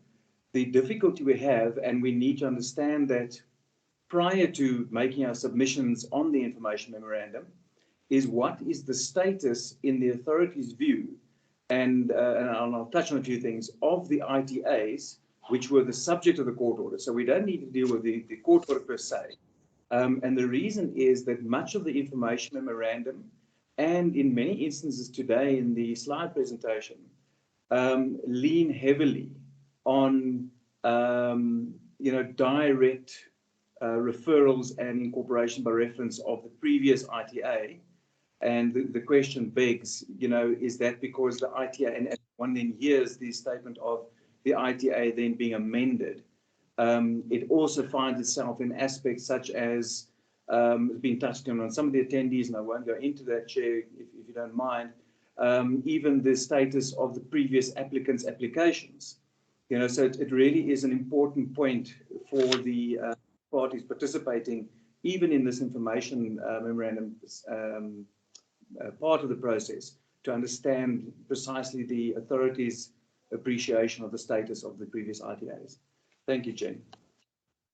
Thank you very much for that. Dr. Buslangu, can we then proceed to the other questions from the other members? It looks like Yeah, I thought you would go around, and then maybe when you come back to us, so we didn't want to monopolize the platform. No problem, Mr. Muslangu, Dr. Muslangu. We want to give everybody a fair opportunity to make inputs and so on. Thank you very much for that. Let's get to William Bird. I think you were next on the speaking list. Hi, good afternoon. Thanks very much. Thank you for this opportunity to address you and for the inputs thus far. So I've got a couple of questions that I'll raise now, and then I'll paste them in the chat as well, just so that we can make sure, and I'm sure it'll be a little bit easier for you to make sure that we can get a response to them. The first one is, has the regulator taken a view on the ASO date that has been announced by the Minister? And this is because we are asking, is because in our view, is it in the public interest to switch off analog television when so many citizens are entirely dependent on free-to-air TV services for their news and information? The second question then linked to that is, do you know what percentage of the population would need to be covered by free-to-air digital TV, whether DTH or DTT, for ICASA to be comfortable that the ASO won't automatically result in an information blackout, particularly for the poor? So those are the kind of broad questions. Then more specifically, I've got a question in relation to 1.1.4, where it says that television broadcasting licensees licensed in, I'm sure you're familiar with this, but the section I'm really interested in says that they won't be required to vacate any portion of their analog spectrum other than as shall be determined by the minister in conjunction with that. So my question is what does that mean? And I'm a little bit worried about, my understanding of the role of the authority is that you're the one that manages the spectrum, and that I'm worried that this looks like direct interference and permission of direct interference as determined by the minister in this. But aside from that, can you tell us how this would work in practice, and what kind of notice and those kinds of questions would be given in that respect, if that is decided that they will have to, as determined by the minister in line with this analog switch off? I'll leave it at that, and as I've said, I'll paste my questions in the chat as well. Thank you very much. Over. Thank you, Mr. Bird. Then let me give the floor to Dr. Barnser from Vodacom. Thank you very much, Chair, and just greetings to yourself and your panel. Thank you for the opportunity. We will start off with 3 questions. I will launch the procedural question, and I have a colleague, Stephen, who will, if you allow, will have 1 question, and then Henny will have the 3rd question. So we thought that would be a very efficient way to present our questions. My question is that we note that there's no provision made for bidders, seminars, training, mock auctions, as was envisaged in earlier processes. And we certainly see it as a prerequisite for an efficient auction. So the sort of procedural question, the process question is just at which point will ICASA consult on auction design, rules, processes, operation, and also where in the truncated process then you see the place for training, mock auctions and seminars and so forth. If I can just call on Stephen, if you don't mind, Chair, to state his question, and then to Henny, and then we will wait. Thank you. Thank you, Andrew. Thank you, Chair. My question is one in regard to opt-ins and caps. We note in section 1.2.13 of Annexure A that ICASA is considering how caps could be an alternative to the opt-in concept, which in our opinion may be both simpler and more flexible. And the question is, has ICASA given more specific thought to how caps might be designed in this regard to maximize their potential benefits? Thank you. Thank you for that. Can we, I think, Dr. Barnser, you said there's a Henny will come in after that? Yes, thank you, Chair. Yeah, thank you, Chair. Henny Jacobs from Vodacom. And I think it's, I'm just going to add on to Dr. Barnser's process questions. And it's without preempting the outcome of ICASA's consultation. But what we want to know in the scenario where ICASA decides in terms of section 1.1.7 of Annexure A to not auction IMT 700 and 800, in that scenario, it will likely impact a number of aspects of the new ITA, such as obligations, caps, floors, etc. And our question here is, at which process step will ICASA, number 1, announce its decision, and 2, consult on the implications of this decision?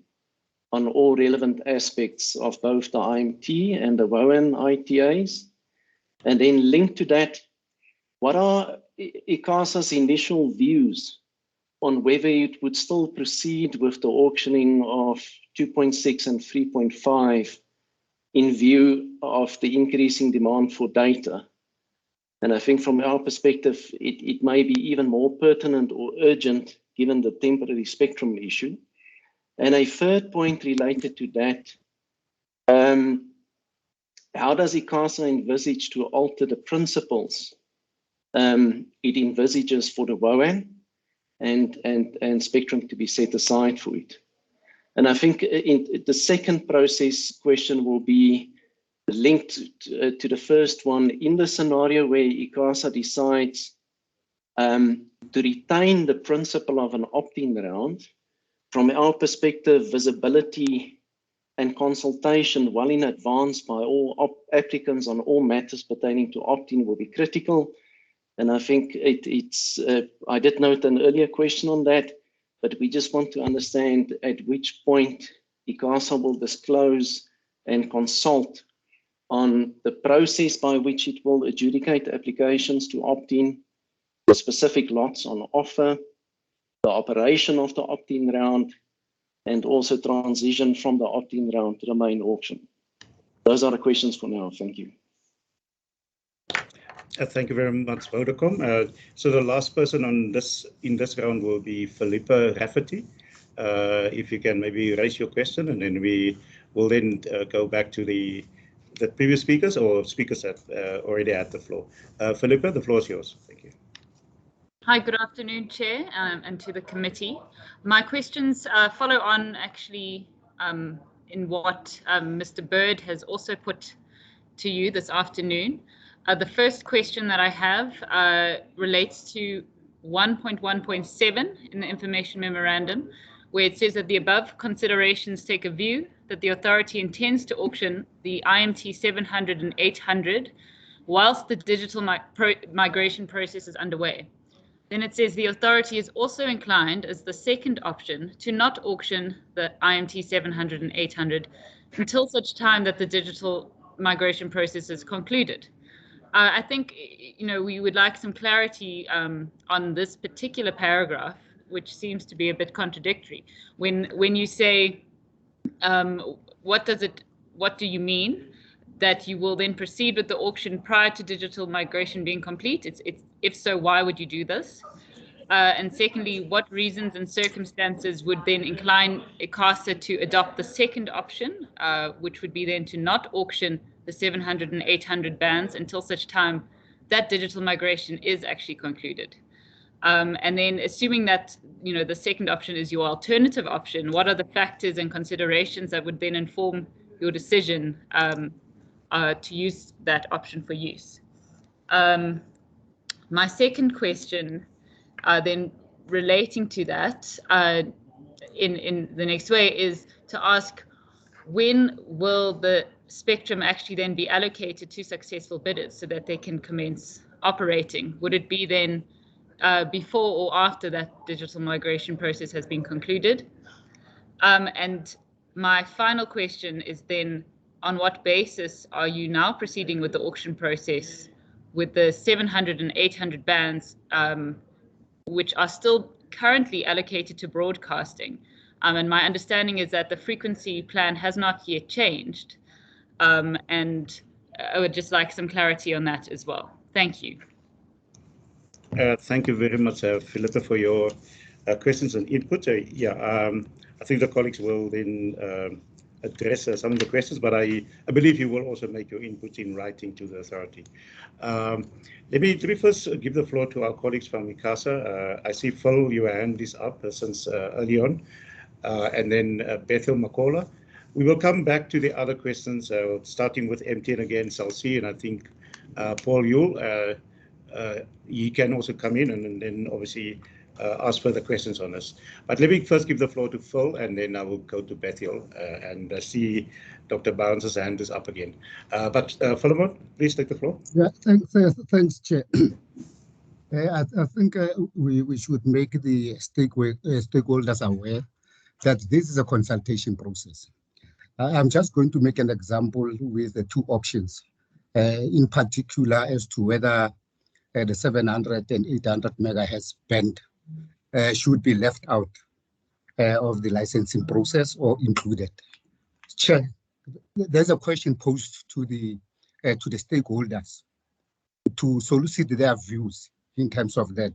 Whether are they for 700 and 800 megahertz band being excluded, or whether they are still of the view that it should be included. We pose it to them because there were some challenges previously in terms of there were some concerns from other stakeholders that 700 and 800 currently it's not 100% available.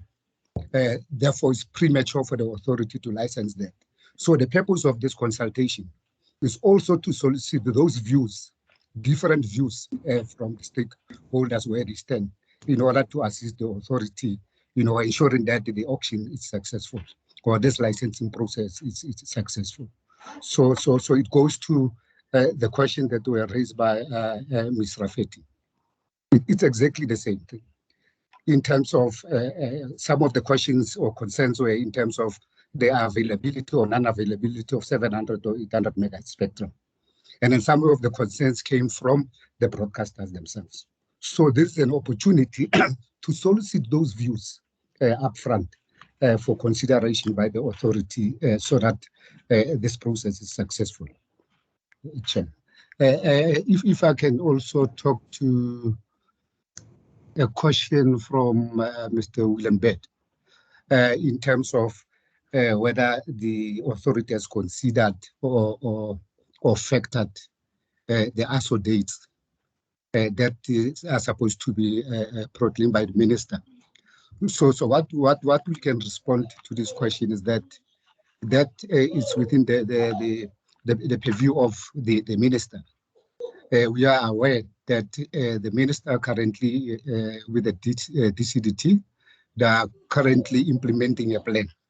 And then obviously that plan is taking into consideration to ensure that the viewers are not disturbed or affected. And these implementation plans are taken into consideration in collaboration with the affected broadcasters.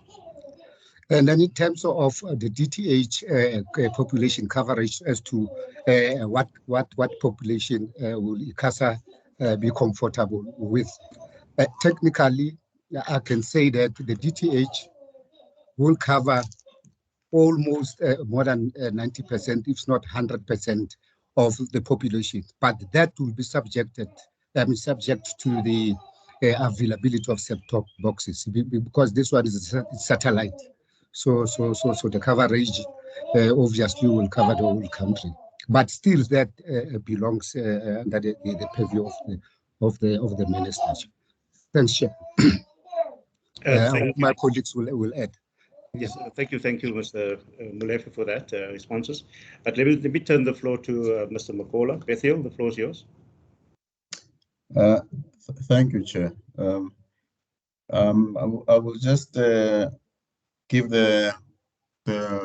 allow our legal representative, Chair, to speak to the order and the status of the ITAs in this respect, in terms of where the authority stands on this issue.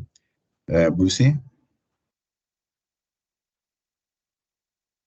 Bethiel, can we, Busi, before you come in, can we just park that for now so that we can deal with the content issues, and then basically then I assume this question that will be addressing the issues raised by Vodacom and I think Telkom in the main, in terms of the procedural issues and so on. So let's park that for now until we let's deal with the sort of the substance and also the issues of content that we need to consider as part of the information memo.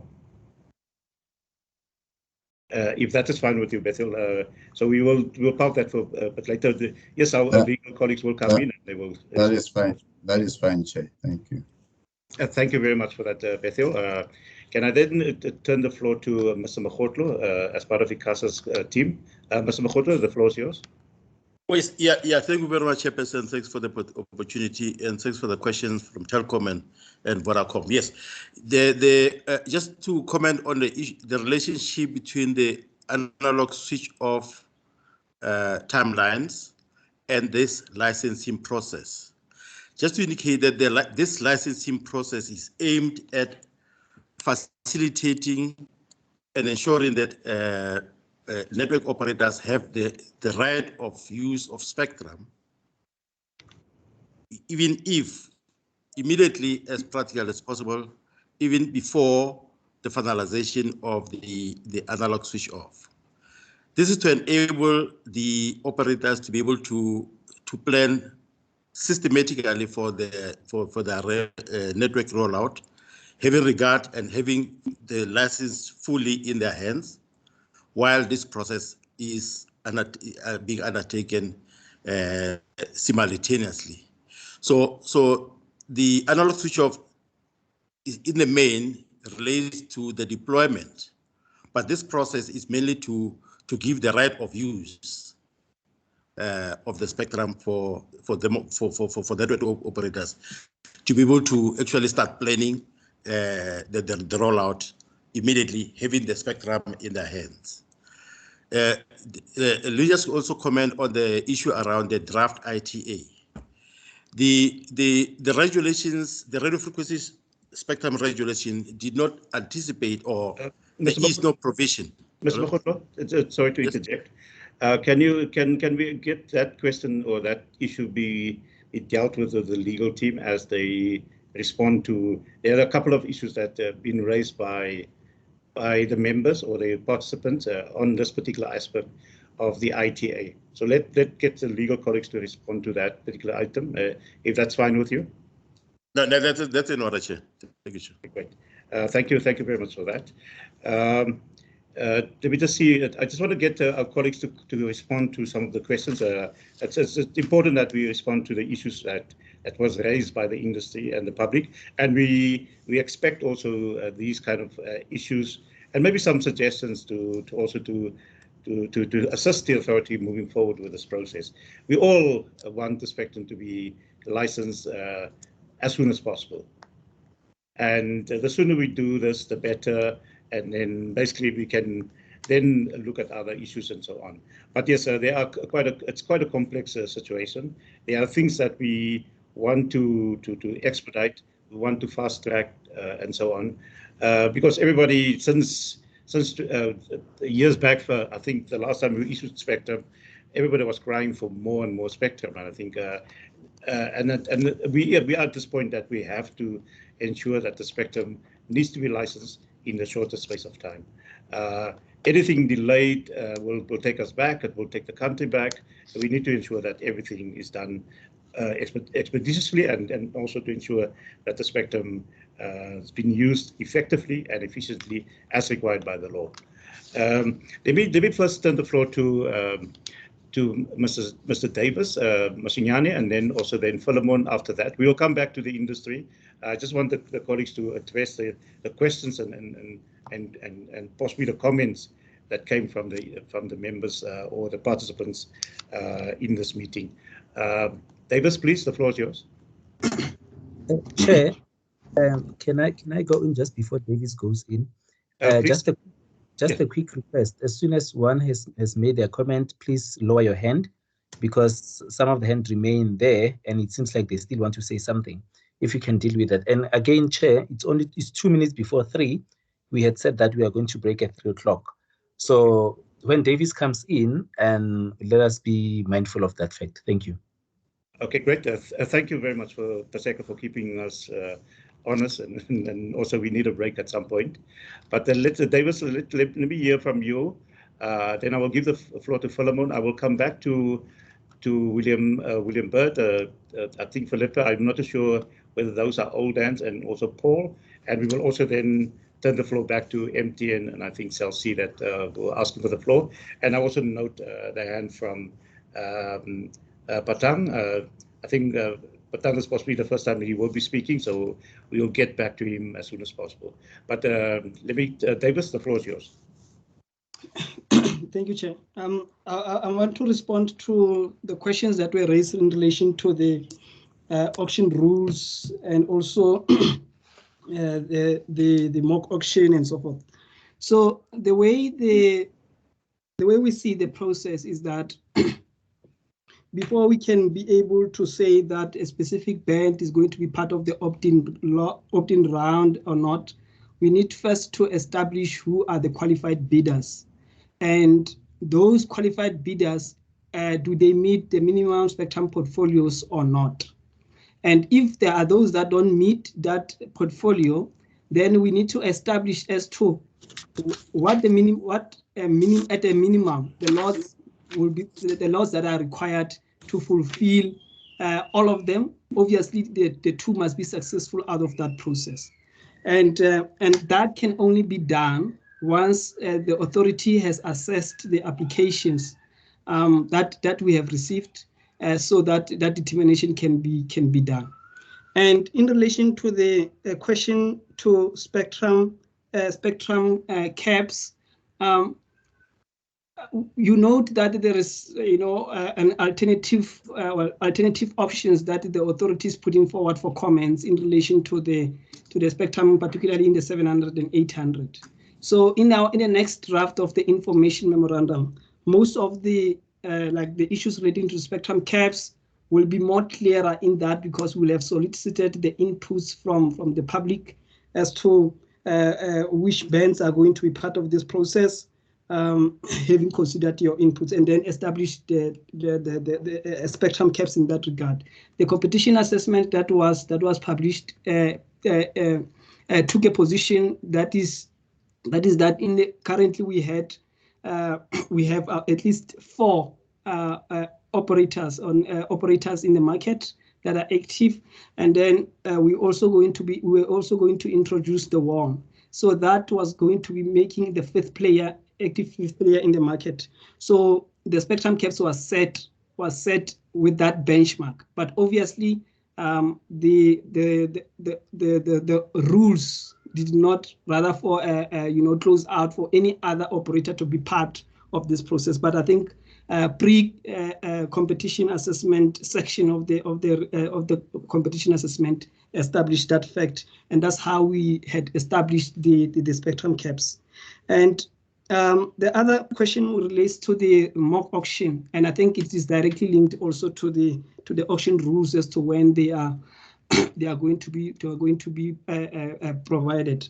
The ITA, as it stands, it has the auction rules that are adequate enough for you to be able to understand as to, in terms of the auction strategy that will be undertaking and so forth. So when we have have the qualified bidders, what we're going to undertake is the mock auction, whereby before that we're going to publish the rules, specific rules. Obviously now it will be easier to publish those, because we will be having the understanding of who are the bidders. So those will be published, and then we will take the public through the mock auction, which will start on the 1st of March, or is envisaged to start the 1st of March 2022. That is the first part of the auction, where we're going to do the mock auction, test the rules, and where the rules needs to be amended appropriately, and the training of the qualified bidders will be given at that point in time. And then once everyone is comfortable, then we will then move to the actual auction, having understanding of the tools that we're going to use for the auctions and the rules. So I hope that covers the questions that were raised by Vodacom relating to the auction rules, the lots, and the opt-in rounds. So forth. Thank you, Chair. Thank you very much for that, Davis, and also the colleagues for the responses. Phil, do you want to come in again, Phil?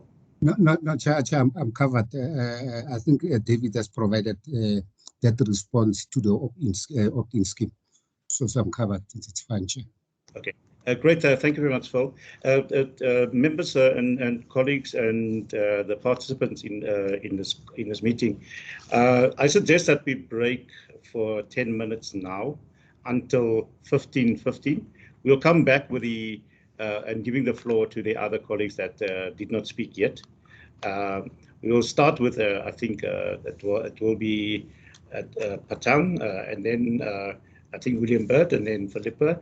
And there's also our colleague Paul will also speak, and then we'll have to turn the floor then back to MTN and Celsi, which I've got another list of questions that they also want to raise. And I see Dr. Maslango is also asking for the floor. So colleagues, let's break for a break now, take a break now until 15:50 and come back, and we will then address the questions. I know that there are some procedural questions that the colleagues want us to address, and we will then basically at some point get our legal team to basically look at all these procedural matters and then respond comprehensively to that, if the colleagues are fine with that. So colleagues, let's break. Let's come back at 15:15 South African time. Thank you.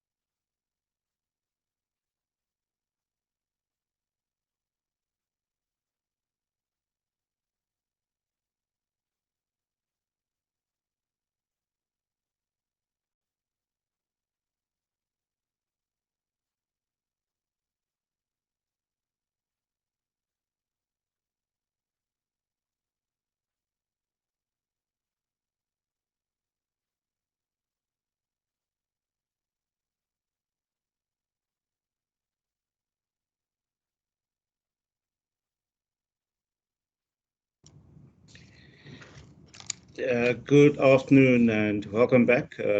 Mr. Maleka, are we back on air? We are back, Chair, and we can continue. It's exactly 15:15 as you asked, so we can continue with our discussions. Great, thank you very much for that, Mr. Maleka. Yes, colleagues and members of the public, the industry, and also the participants in this workshop. I will then allow or give the floor to Mr. Ngeriani. Patang, if you can maybe come in and ask your question, because the first time you will be speaking. I will then go down the list to the other colleagues, William Bird, I think, and Felipe, and then also I think there was a request from Dr. Bouncer. But before that, we will then also have to address some of the issues that was raised by Cell C and MTN. And on the legal issues, we will respond to this possibly more comprehensively once we basically, I think there are some questions that have been raised by many stakeholders around this, and we will then respond accordingly. So let me then turn the floor to Patang. You have the floor. Thank you, Chair. Good afternoon to you and the ICASA project team, and to members of the public and members of industry who are present on this call. Chair, thank you again for the opportunity to ask this question. The question I'm going to raise, I raised at this time last year when the ICASA CEO was chairing a similar workshop with industry and the public. Chair, the question relates to the fact that both the IM and the ITA mention SA Connect from a policy overview perspective in terms of the policies that are influence SA Connect, the white paper, the NDP, and other policy instruments that are influencing this particular licensing process. But there happened and I'm with Broadband Infraco, Chair. Forgive me for not introducing the name of the organization I'm with. And in relation to SA Connect, as you are aware, Broadband Infraco has been identified as the implementing agency, and CETA is the entity that provides internet connectivity to the end users who are of SA Connect. And the question that I asked last year, Chair, relates to the fact that both the IM and the ITA contemplate the set-aside for the WOAN of 80 megs, whereas SA Connect being a policy objective for government in terms of broadband implementation, there is not a mention in terms of process or allocation of any amount of bandwidth in any particular frequency for SA Connect. The question that I asked the CEO of ICASA last year at this time was whether or what process ICASA contemplated for allocating spectrum to SA Connect. Because I would imagine that ICASA does not envisage a process whereby BBI or SA Connect would have to bid for 700 or 800, which is a preferred band for SA Connect, given the profile of the customers that SA Connect is providing connectivity to. So, Chair, I would like to know what the authority is contemplating in terms of the IT, that the next version of the IT that's going to come out, in terms of a set-aside or an allocation, as mentioned for the WOAN, for SA Connect, in terms of spectrum that it will need. Because at the moment, BBI is using unlicensed spectrum for the last mile connectivity. And as you can imagine, with unlicensed spectrum, it compromises the quality of service for the users. And with the master service agreement that BBI has with government as the main customer and CETA, there are SLAs associated with it. And the unlicensed spectrum that BBI is using for SA Connect compromise the quality of service in the provisioning of the last mile. So, Chair, it is imperative that SA Connect does receive an allocation of 700 or 800, and I'd like to know the process that the authority envisages for allocating high demand spectrum for SA Connect. Thank you, Chair. Thank you very much, Mr. Khuniani, for that question. Yes, we'll see how do we respond to that. And I assume you will make your inputs also in writing to ICASA once again on this particular issue.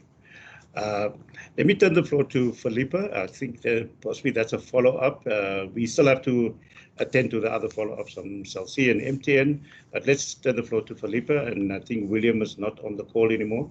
But Philippa, the floor is yours. Mr. Chair, I'm not Philippa, but am assisting Philippa in this matter. My name is Dan Rosengarten. We are sharing a computer. Throughout this hearing, reference has been given the number of questions being asked. Numerous questions haven't been answered, including those which have appeared in the chat room. The authority has also stated that it intends answering these questions in writing. Two questions arise out of this. By when will the authority answer the questions? And given that the answers to these questions will clearly impact the process, including the representations to be made, does the authority still intend sticking to the proposed timetable, or will this be extended accordingly, running from the date when the questions are answered? That's the only question. Yes, we will respond to you just now. I think there was then a follow-up, I think, from William Burt. He's not on the call anymore. But let me turn the floor to Dr. Mslango.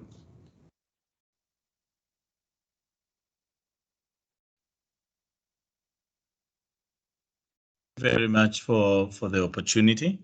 The second theme that we would like to traverse with the authority is on competition.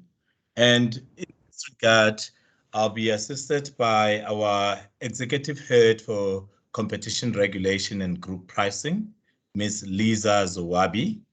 And also I will be assisted by Mr. Phil Alves, our expert economist from Beckley Research Group.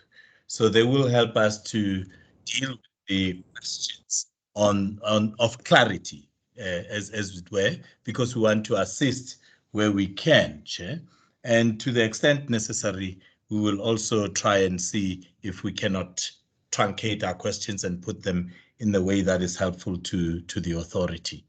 The first question, which I'll just ask and then just to introduce my colleagues, is when Davis made his presentation, he elaborately went to the objects of the Act, and he dealt with the objects that the authority has weighed in licensing this spectrum, but none of which he omitted competition.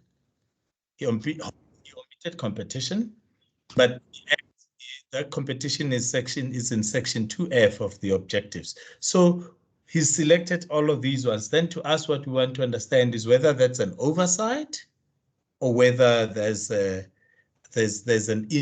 import to that omission. That being the question under our competition theme, I would like to open to Ms. Lisa Zowabi to take you through our questions, Chair, and she will be assisted by Mr. Phil Alves, and then we'll hand back the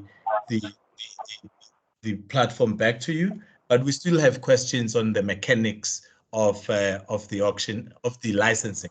And the Chair, I just want to draw your attention to the question that I asked, which is in the chat, and I don't think it was attended to.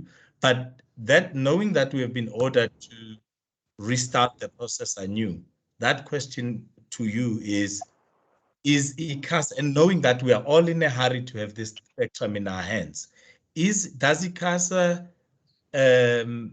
or is the licensing method also a subject matter for this consultation, particularly when we want to look at the way we can expedite the licensing of this process? Or is ICASA still sticking to the auction, since everybody seems to be driven to the auction? But in terms of Regulation 7, ICASA has got a lot of options and a combination of them that it can pull through and license the spectrum as expeditiously as possible. So we want to know, is the method of assignment also a subject matter of consultation? With those words, Chair, may I please then give the floor to Ms. Zoabi. Thank you, Sia. I think what our one big question is, you keep referring to the competition assessment that's been published. Now, as you know, that competition assessment was published before the MBSI was finalized. So we'd like to know how have you taken into consideration what was done in terms of the MBSI and the conclusions reached in the MBSI.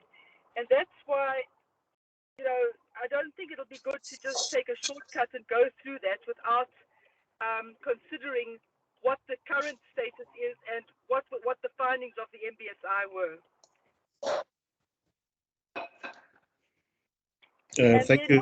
Thank you, Lisa. And Dr. Mslango, is there anyone else that will come in?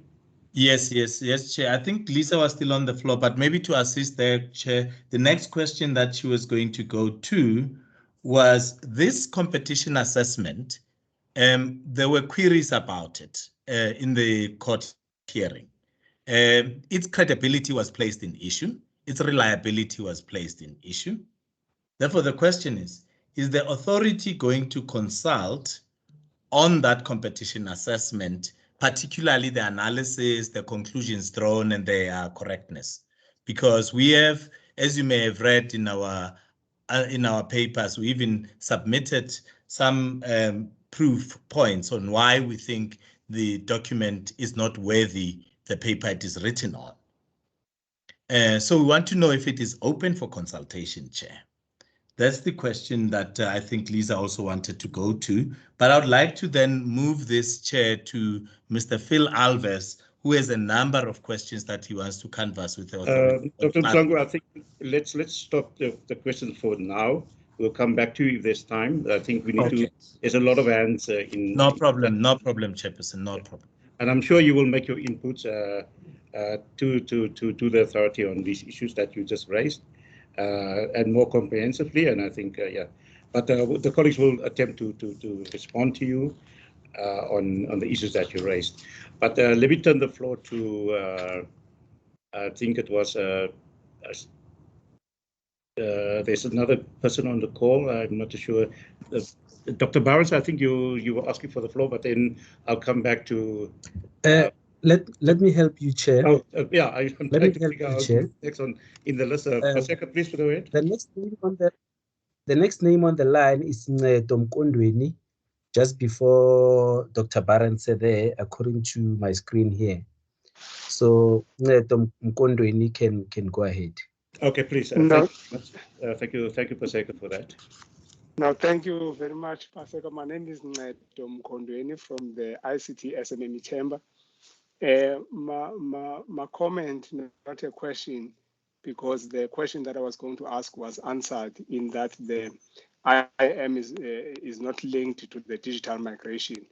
But I think as a chamber, we feel that that is not a fair answer, because we know that there's a hard dependency on the 700 and 800 spectrum frequency on that digital migration. And if that is not done, then the challenge of the rural coverage will still be an issue, which is one of the objectives of the intended ROAN. So we think that needs to be sort of something that the authority looks at, especially considering that the authority has issued to the existing MNOs the emergency spectrum, of which they use them, and it will be interesting to see how much of that spectrum was actually used for the rural coverage or the people that have previously been disadvantaged.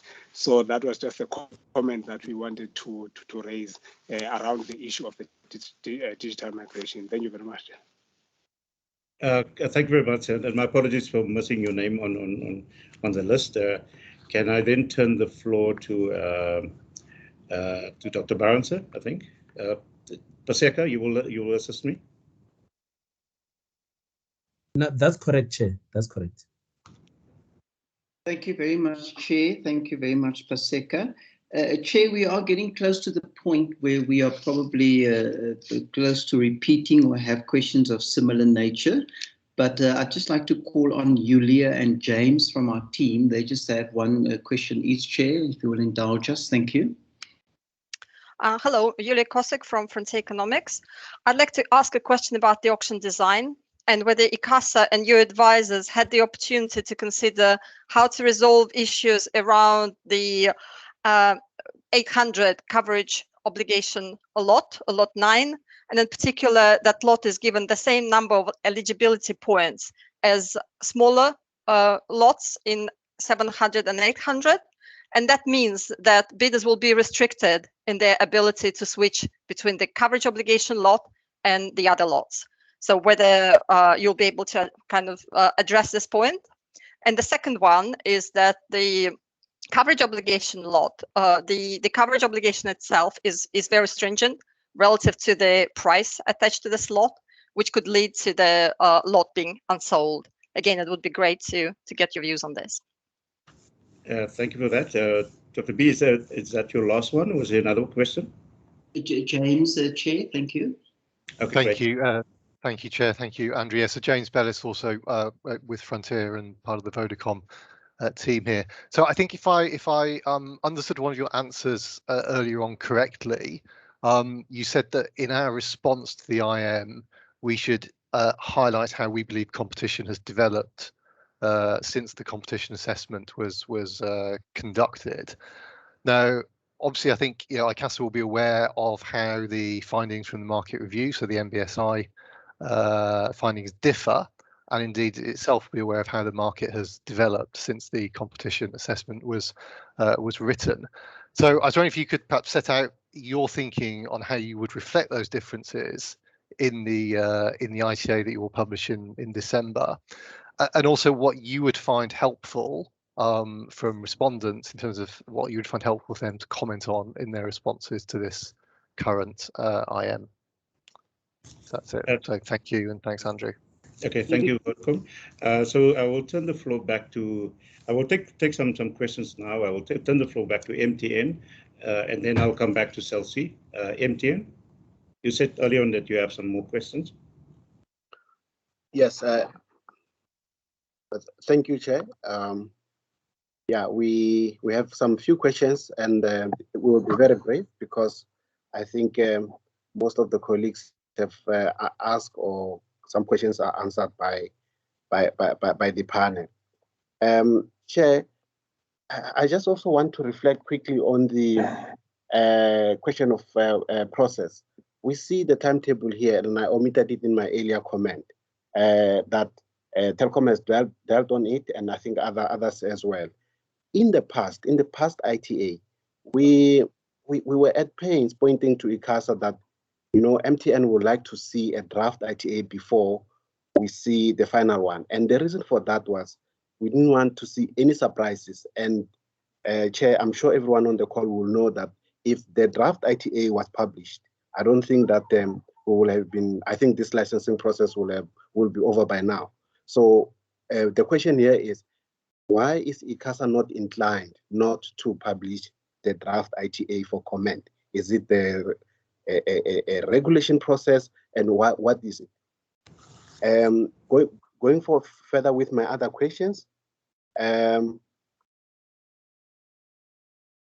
Chair, on the payment of the payment terms on the 700 and 800, I will ask just one simple question: if ICASA would be willing to consider some proposals regarding the license fees, for example, spectrum fees payable based on the spectrum accessed on a regional basis, fee paid for each region based on the relative population of the region, of the total population of South Africa, and so forth. We can make a lot of other comments when we make our comments, but just also here a brief answer as to whether ICASA is open to this kind of proposal would be very helpful. Again, if I may proceed, Chair, on the question of the timing around the 700 and 800 availability.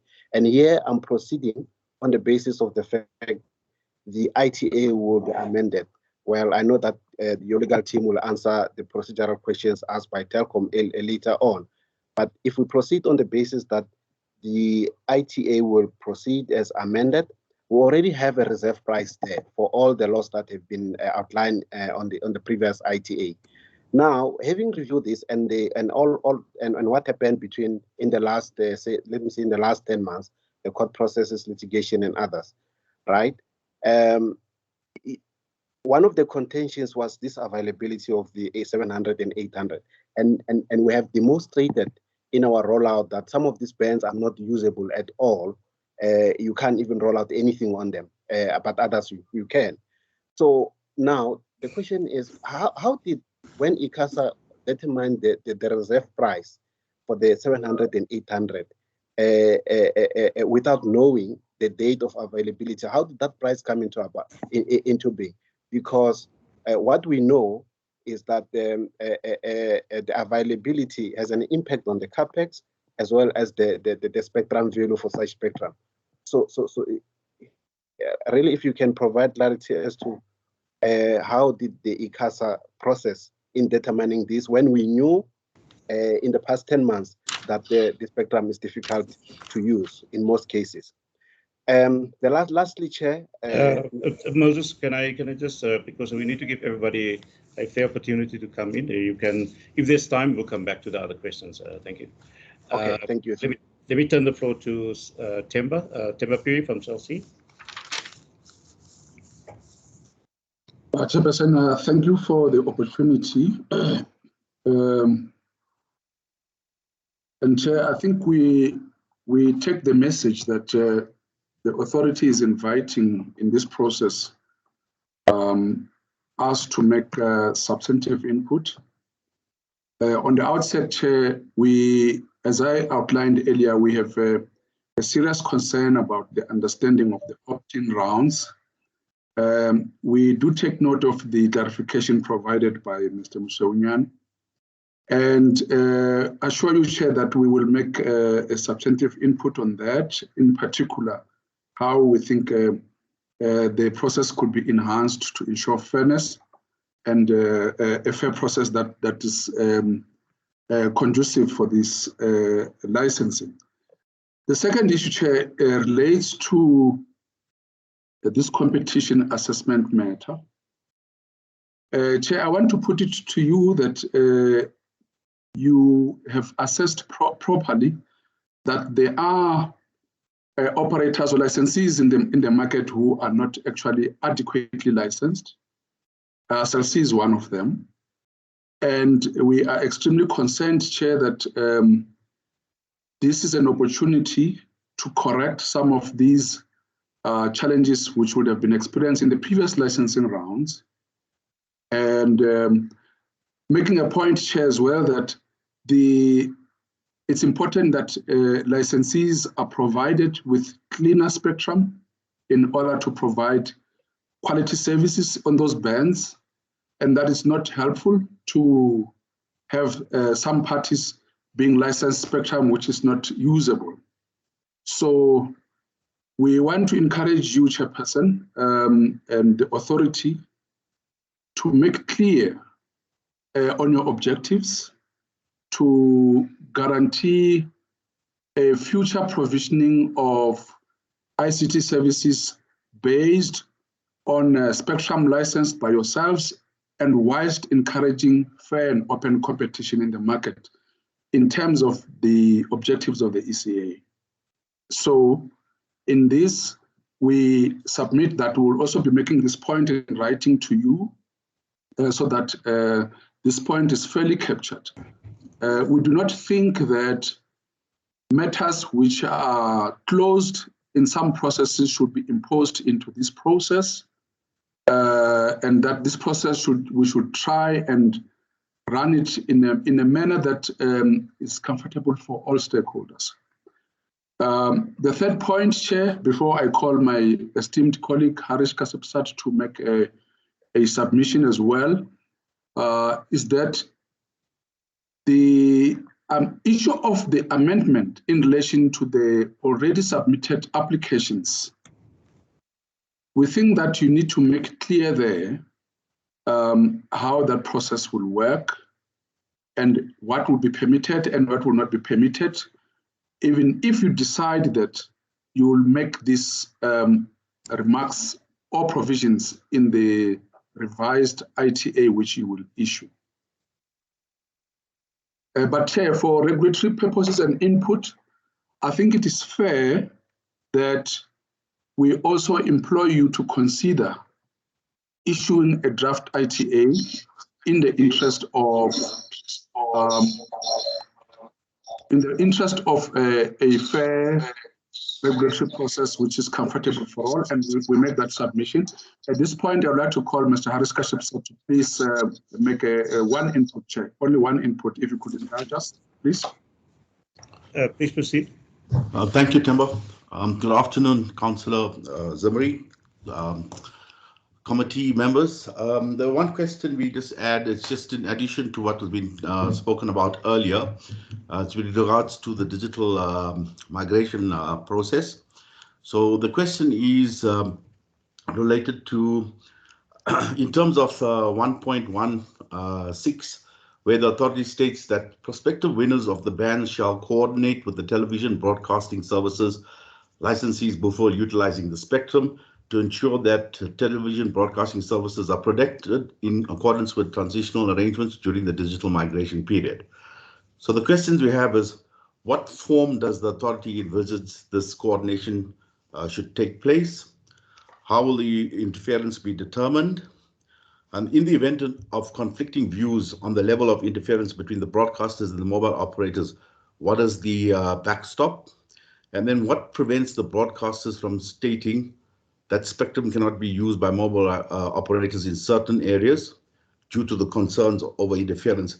I think in addition to this, there was mention when the presentation was started that we must use the 2018 National Radio Frequency Plan regulation. But I mean, as we all know, that the ICASA not long ago conducted hearings on that plan to revise the plan in terms of the WRC outcomes.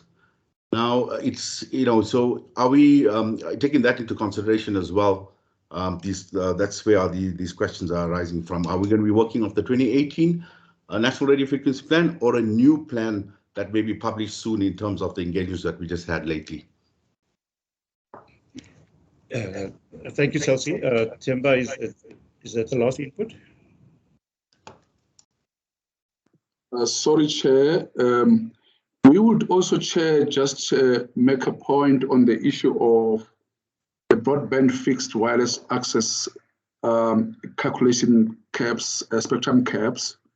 And in this, we would want to ask you, Chair, to clarify exactly which spectrum does this refers to, or which bands, in the same approach intended to determine the eligibility of the spectrum in the opt-in rounds for the determination of the compliance with the caps. Would that just a short clarity on that, Chair? And that would be my last point. Yeah, thank you very much, Mr. Piri, Celsi. Colleagues, we will come back to the other questions that were raised and so on. But let me just take some responses from the ICASA colleagues on the various issues that were raised by the colleagues, and also maybe starting with the BBI input and so on. Let me just see from the ICASA side, any response, any inputs from the ICASA colleagues, the committee, ICASA committee?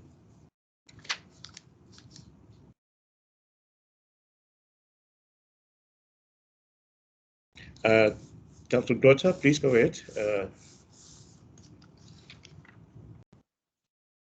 Okay. Thank you very much, Chair. Chair, I thought while colleagues are still gathering their thoughts around the Infraco BBI, well, the BBI questions, I thought I should just maybe quickly just deal with the questions, the easy ones that came from Telkom, and maybe even some that came from Celsi. And maybe just Chair, to clear, I think there's a bit of a misunderstanding in terms of the process, because I think this process, Chair, has been initiated in order to assist stakeholders in, making meaningful inputs into the published IM. And I think we may have come across as the authority as saying that we will be getting back to stakeholders in writing. I don't think that's the intention of this process. The process is just to clarify issues so that colleagues, when they respond, then they've got clarity and they're able to provide meaningful input to the authority. So I just thought I should just dispel that misunderstanding, Chair. And then maybe to the issues that colleagues from Telkom have raised around competition. And I think to the extent that this process seems to seeks to look into competition issues, I would believe, Dr. Mahlangu, that the omission of the object on competition may have been a real one on our side. In fact, it should be an omission, because you will realize that this process is also looking to address competition issues. So what I'm saying is it is an omission that you omitted the object on competition. And again, there was another question whether the authority has taken into account the discrepancies between this process and that of the broadband inquiry that we've come up with. And I think the response that was given to MTN was that in the event that stakeholders have identified any discrepancies, we are more than welcome as the authority for stakeholders to address these in their written input, so that as the authority, we can then come up with responses to that, bearing in mind that there's going to be a second bite to the IM, which would then be a much more refined version of the IM that will go out to stakeholders. And I think there was another question to say that is another licensing method open for debate. And I think Telkom uses the fact that seeing that this is a new process. To the extent that the authority has applied its mind, and we as authority are also aware and alive to the various licensing processes, I think this is the one that the authority has arrived at. And I think we have come to the view that an auction is the far much more viable way of licensing, particularly where demand exceeds, as demands actually exceed supply. So a short answer would be that we are not amenable to looking into another licensing framework or licensing process. But to the extent that stakeholders are of the view that there's an alternative, we are happy to entertain that in your written submissions. But as I said, the authority is just, again, bearing in mind that we are hamstrung for time. So for us then to go back to the drawing board unnecessarily so, it might just in some way delay the timeframes that the authority has set aside itself. As to the other issues, Chair, as I said, I'm just going to answer the simple ones. I will allow my colleagues then to respond to the other questions.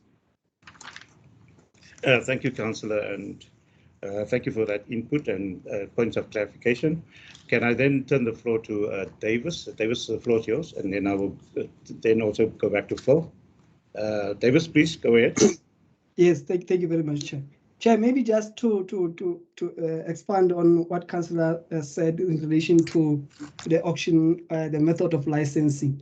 One should note that the radio frequency assignment plan also set out the appropriate method, which is directly obviously linked to some of the methods provided in the radio frequency spectrum regulations. And these assignment plans have been well consulted on with the stakeholders. Just to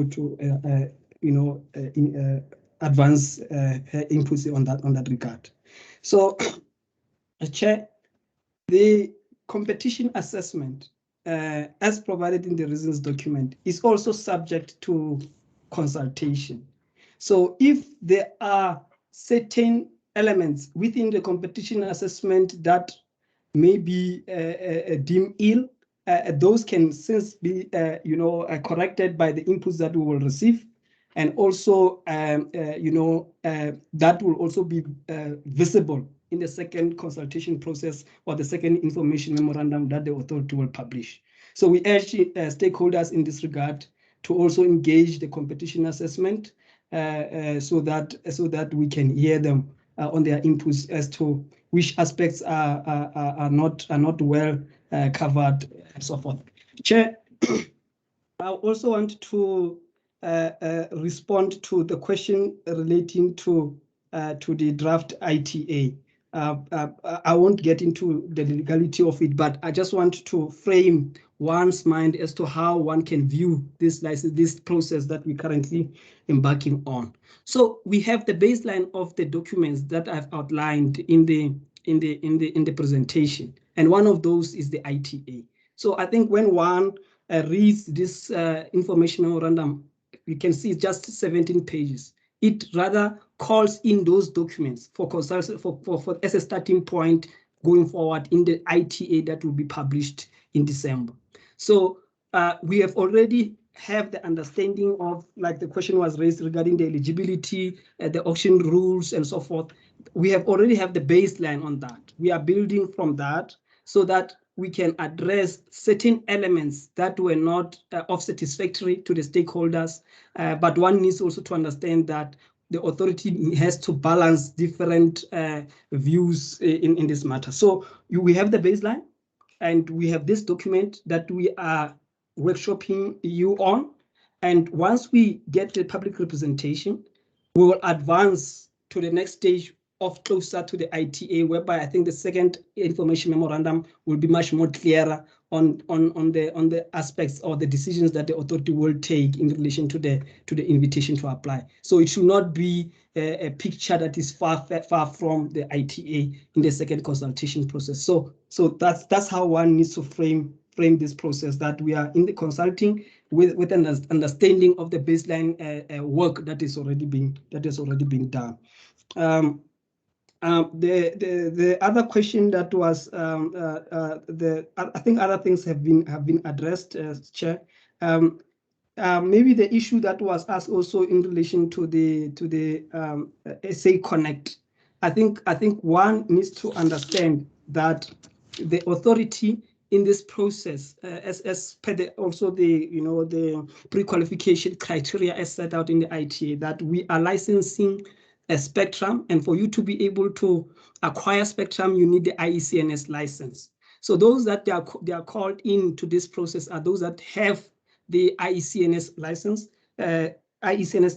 so that they can be able to acquire spectrum and offer mobile services. So the spectrum set aside for the WOAN was after the consideration that has been made to the policy direction in this regard. So if there are those that are utilizing spectrum, unlicensed spectrum, and they have the IECNS license, the doors are open for them to come and participate, and also obviously lodge their application to the ITA, to the invitation to apply that will be published. Thank you, Chair. I'll pause here for now. Thank you. Davis, while you're having the floor, can you maybe address the issue about the 800 coverage obligation lot? I think, and the price to that? Yes. I guess Mr. Molefe will give at least an understanding of the eligibility, but let me start first with the eligibility. Mr. Molefe will expand. If there are rules that one see them that maybe they may be conflicting to anything else, obviously those inputs will also be welcomed so that we can reassess the auction rules. And in relation to the coverage lot and also how I think it links also to the question that was asked by Vodacom, MTN, about how did we determine the spectrum, the reserve prices, whereas we didn't know, we do know that the spectrum is not fully available for use. If you look at that document that we referred you to, that has the reasons document in it, and also the policy consideration, it also has the section where it deals as to how the authority assessed or determined the reserve prices of different lots of the bands. And if I can maybe just on a high level, is that we undertook two studies, or we employed rather two methodologies in determining the reserve prices. The first one relates to the benchmark, which we've done with the other countries that have done auction on these bands, as to how much they had set the reserve prices, and then obviously levelize that into our own scenario here at home.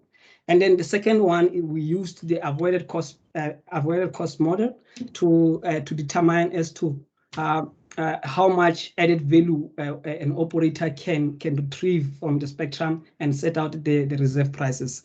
And what we will also note is that the authority especially with the coverage lot and also with the spectrum IMT 700 and IMT 800, with the clear understanding that the spectrum is not fully available.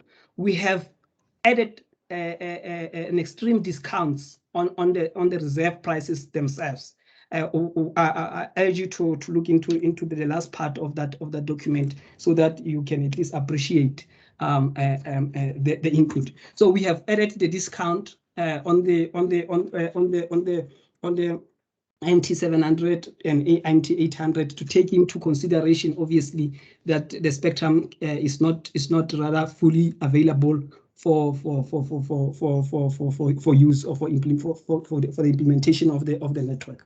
So that is one aspect. But one must also note that on the period of the licenses that the authority was going to issue out after the auction, we've also added some measures there so that we can take into account the period of the migration. So we have expanded the licensing period, not from the known license period for this process at least. So I think it was about 20 years on the ITA. That is clearly outlining the ITA and also the business document itself. So the coverage lot for 800. If you look at the coverage lot, the reserve price for the coverage lot for 800, if you look at the other reserve prices of the 700 and 800, except for the 800, and you do comparison between the two, you will realize that the coverage lot price is rather less if you do direct comparison, because if you do direct comparison, if you have 5 megahertz of IMT 700 as a lot, and you got 10 megahertz of the IMT 700 as a lot, you think that A will be for for 5 megahertz lot, and then multiply A by 2 to get the coverage lot for the 10 meg. That is not the case. So that relationship is not tight, but rather it is less. You can also engage the ITA and the assessment in that regard. So I'm not sure as to how one deem the reserve price to be high for the coverage lot, but we also appreciate that we will get some comments on that so that we can further indulge and further consider that aspect. Thank you, Chair. Thank you, Davis, for that in-depth responses. Let me turn the floor to Mr. Molefe. Phil?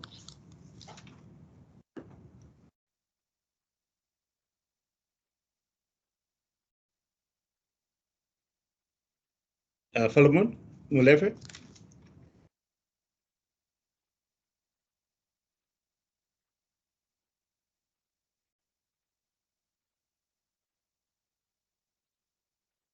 Phil, I see your mic is unmuted, but we don't hear you.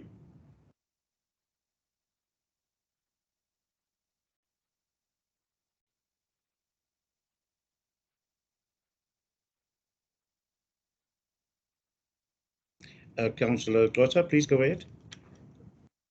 Thank you, Chair. I thought maybe while Mr. Molefe is trying to get himself on the platform, I could just raise an issue to say,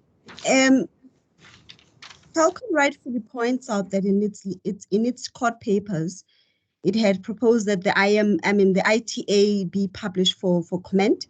And I think the same arguments or same concerns have come across today, emanating from MTN as well as Telkom.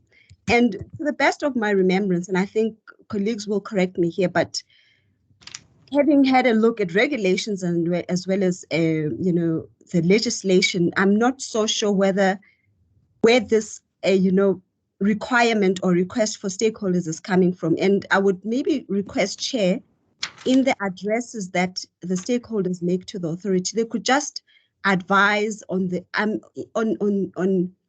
the policy framework that they're standing on for an ITU to be published. Because to my remembrance, and I think maybe recalling from memory, the authority has never in its history, and as I said, it's subject to correction, we have never published. And I think the fact that we have published an IM, in a way, it's an acknowledgement that we acknowledge there's a need for consultation, We don't necessarily find it in legislation, but as the authority acknowledge the risk, the need for consultation. So maybe if, I'm not expecting a response now, Chair, but if colleagues feel very strongly that there must be a publication, not that the authority, is moving, because as you can see from the timeframes that we have outlined, there is no provision for the publication of a draft ITA, but it would assist the authority just to find the thinking from which stakeholders are getting this, so that we can then be appraised as the authority. Thank you, Chair. Thank you, Councillor, for your clarity and an explanation. Phil, are you there to take the floor?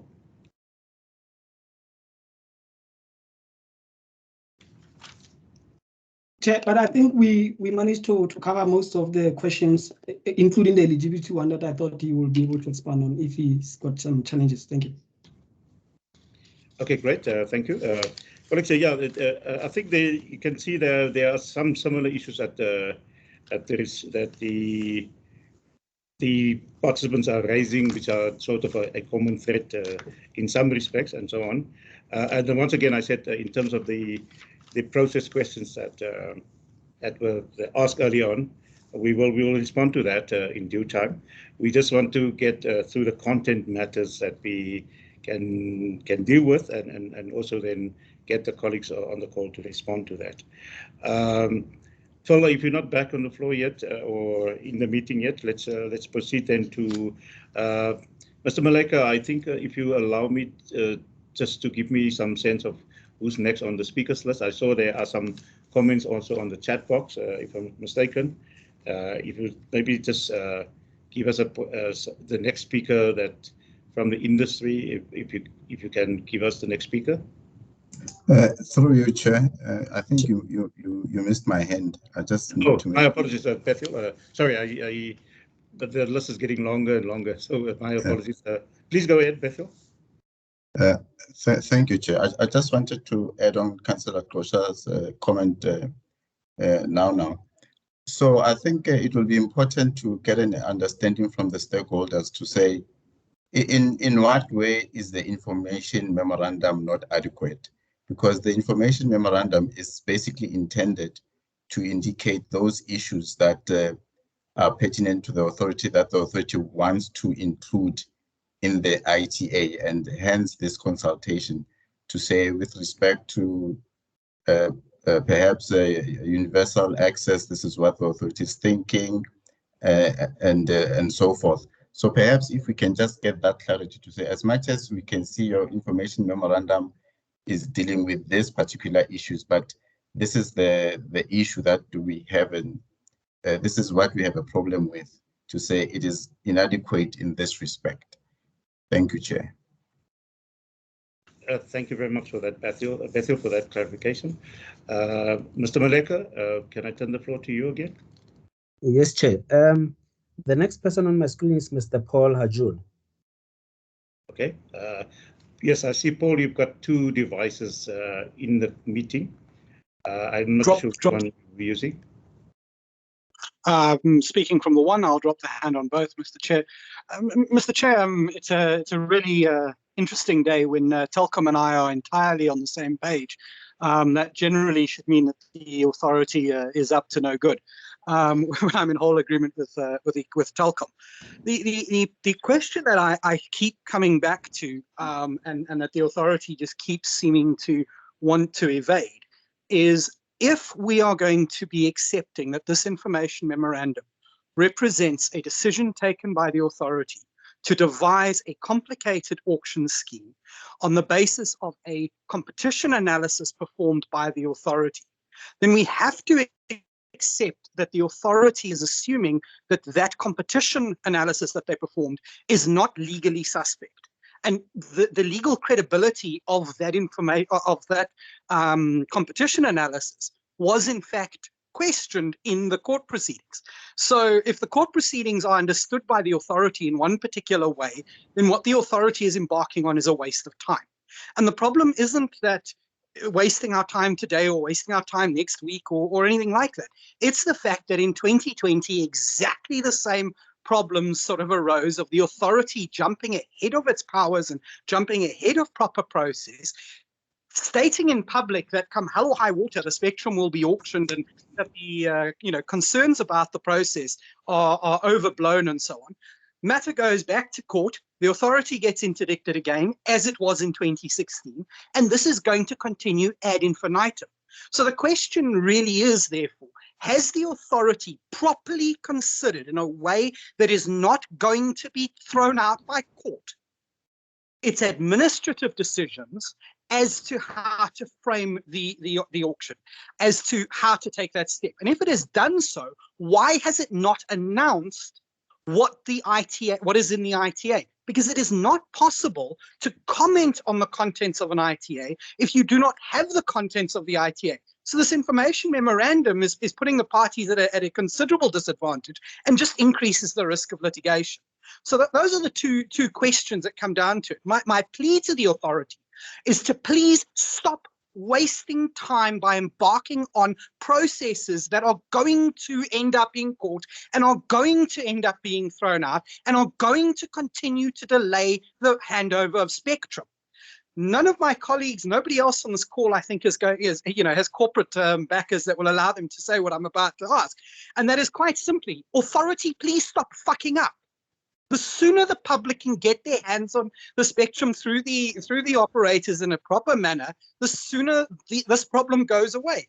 But Mr. Paul, I muted you, and I think that's the inappropriate language using in a public forum like this. And we will take this further with the Council of ICASA. You will not be allowed to speak anymore, and I think it's inappropriate.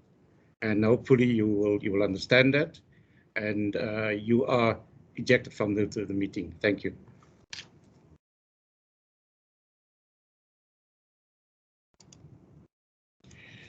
Colleagues, yes, let's proceed. Let me hear from Mr. Maleka. Can you please proceed? Thanks, Chair. The next online is Dr. Siyabonga Mahlangu. Please, Dr. Mahlangu, please go ahead. Thank you, Chair. I just want to continue where we left off on the competition matters. The question we wanted to raise is in relation to the WOAN.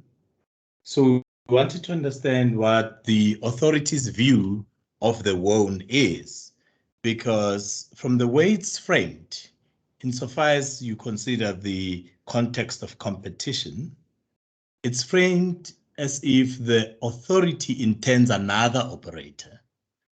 When you read the policy direction, however, the authority is asked in paragraph 3.1 of the policy to bring to life an entity that's going to lower barriers to entry for smaller players and improve ownership of the sector by historically disadvantaged individuals and promote service-based competition. So that's in paragraph 3.1 of the policy direction. And the policy insists that the authority should license spectrum to the WOAN in a manner that enables it to fulfill its policy mandate and to thrive. That is also to be found in paragraph 3.1. So we want to understand the authority's view of this WOAN and what work it has done within the context of the policy direction in paragraph 3.1. Further to that, we want to understand how the authority has constructed the meaning of paragraph 2.1.3 of the policy direction, which requires the authority to assign the high demand spectrum in the manner contemplated in that paragraph. And it says the authority must consider the assignment of spectrum in the following principles. Then it sets them out. But it starts by saying everybody else has lots of spectrum, basically.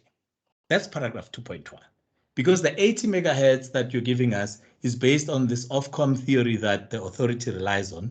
But we want to know how that relates to paragraph 2.13, how that relates to paragraph 3.1, and how, if then you decide on dealing with the competition, how do you then understand the play of this so that as we make our submission, we have a clear vision of the authority's construct of this WOAN and the understanding of the authority's view on the relevance and purpose of this WOAN. That's the question, Chair. The second question, still on competition, is that, Chair, much has been said about what the authority considers to be roaming agreements, which we respectfully differ. But we would want to ask the following clarity questions so that we can perhaps be aligned with the authority's thinking. Has the authority investigated these transactions, both the roaming agreements, the site sharing agreements, the financing deals inherent in these agreements, to conclude that they are mere roaming agreements, particularly that the roaming benefits an established player, unlike a traditional roaming that we understand, which is assist a new entrant or a smaller entrant to scale up? Has the authority investigated that its conclusion on the description and characterization of these transactions is correct? Secondly, has the authority looked at the competition implications of these transactions? Because they seem to distort the market and distort it for a very long time. And is the authority very clear on saying these are non-exclusive? Has it looked at the mechanics of these transactions and come up with that conclusion? Because the authority's views on this in this regard will help our submission on what we understand to be the role of these in the design of the licensing process. And Chair, I want to go then lastly, go to the issue raised by Davis, and sorry not to use his surname because I did not write it down and sort of escapes me. Davis, in his opening, says, competition will be more intense. Chair, with respect, we want to know where the authority gets that, the basis for that, so for such a very, very bold assertion, because only 5 applicants approached the authority in the last process, no one else. And understandably from the industry, we understand the process, the market is capital intensive. And therefore, where is this intense competition that the authority is referring to?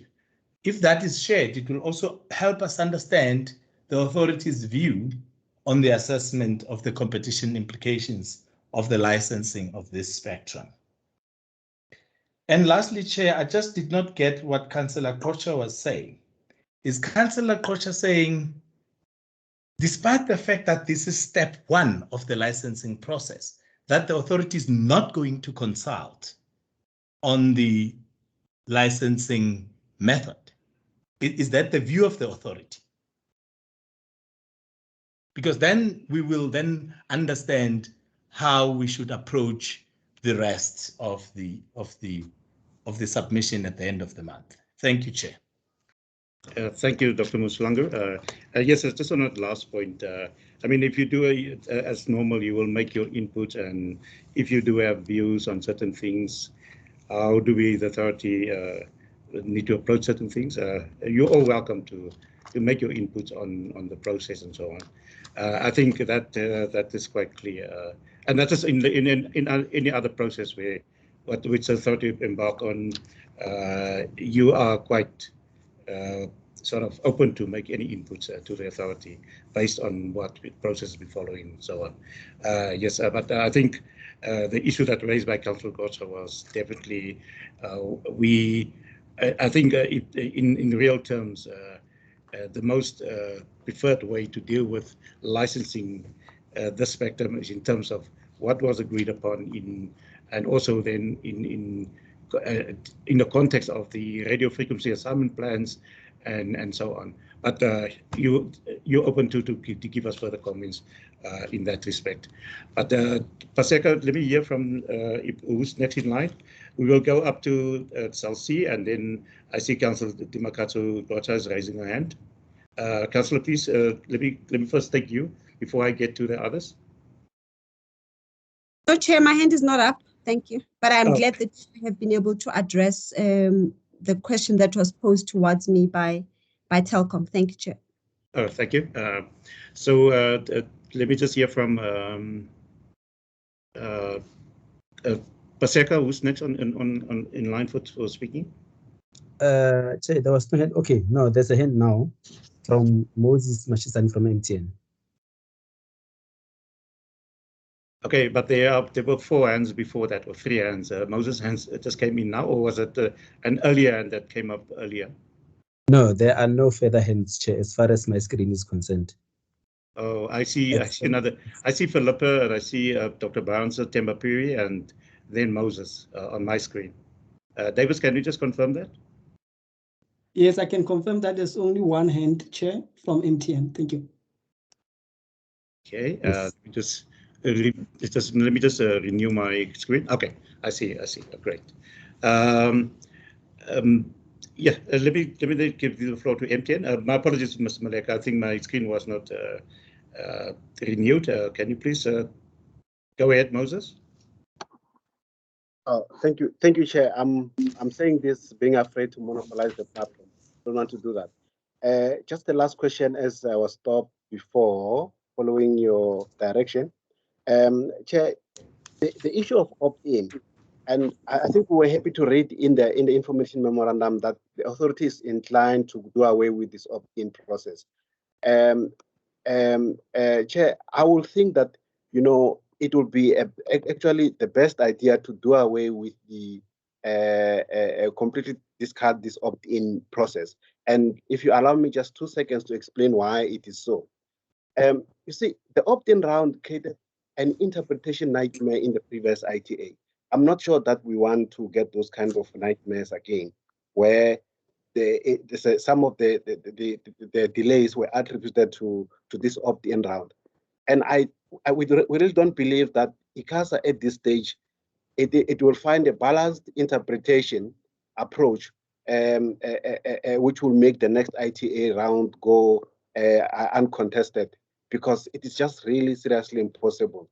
And Chair, the spectrum caps that are in the ITA as we speak, there is sufficient method for ICASA to just quickly do away with the opt-in, the complications of the opt-in method. And lastly, you will need to clarify the tier 1 and tier 2, right? And there's no proper, say, a definition of this tier 1 and how the authority has come to that. And I think we've made a sufficient representation as far as that, and we can still do it. But if you do away with this opt-in issue and allow operators to bid and using the caps, the whole complication and the expediency of the licensing process will proceed unhindered. This is the last point, Chair, that I wanted to make. Thank you. Thank you, MTN, Moses, in particular. Colleagues, then I don't see any further hands from anyone on the call or in the meeting. Let me just get some further responses from the ICASA team in terms of the issues that were raised or the new issues, and we also get if there are some issues that was not clarified further, we can then also deal with that. But let me allow the ICASA team to get into some of the issues that were raised. ICASA?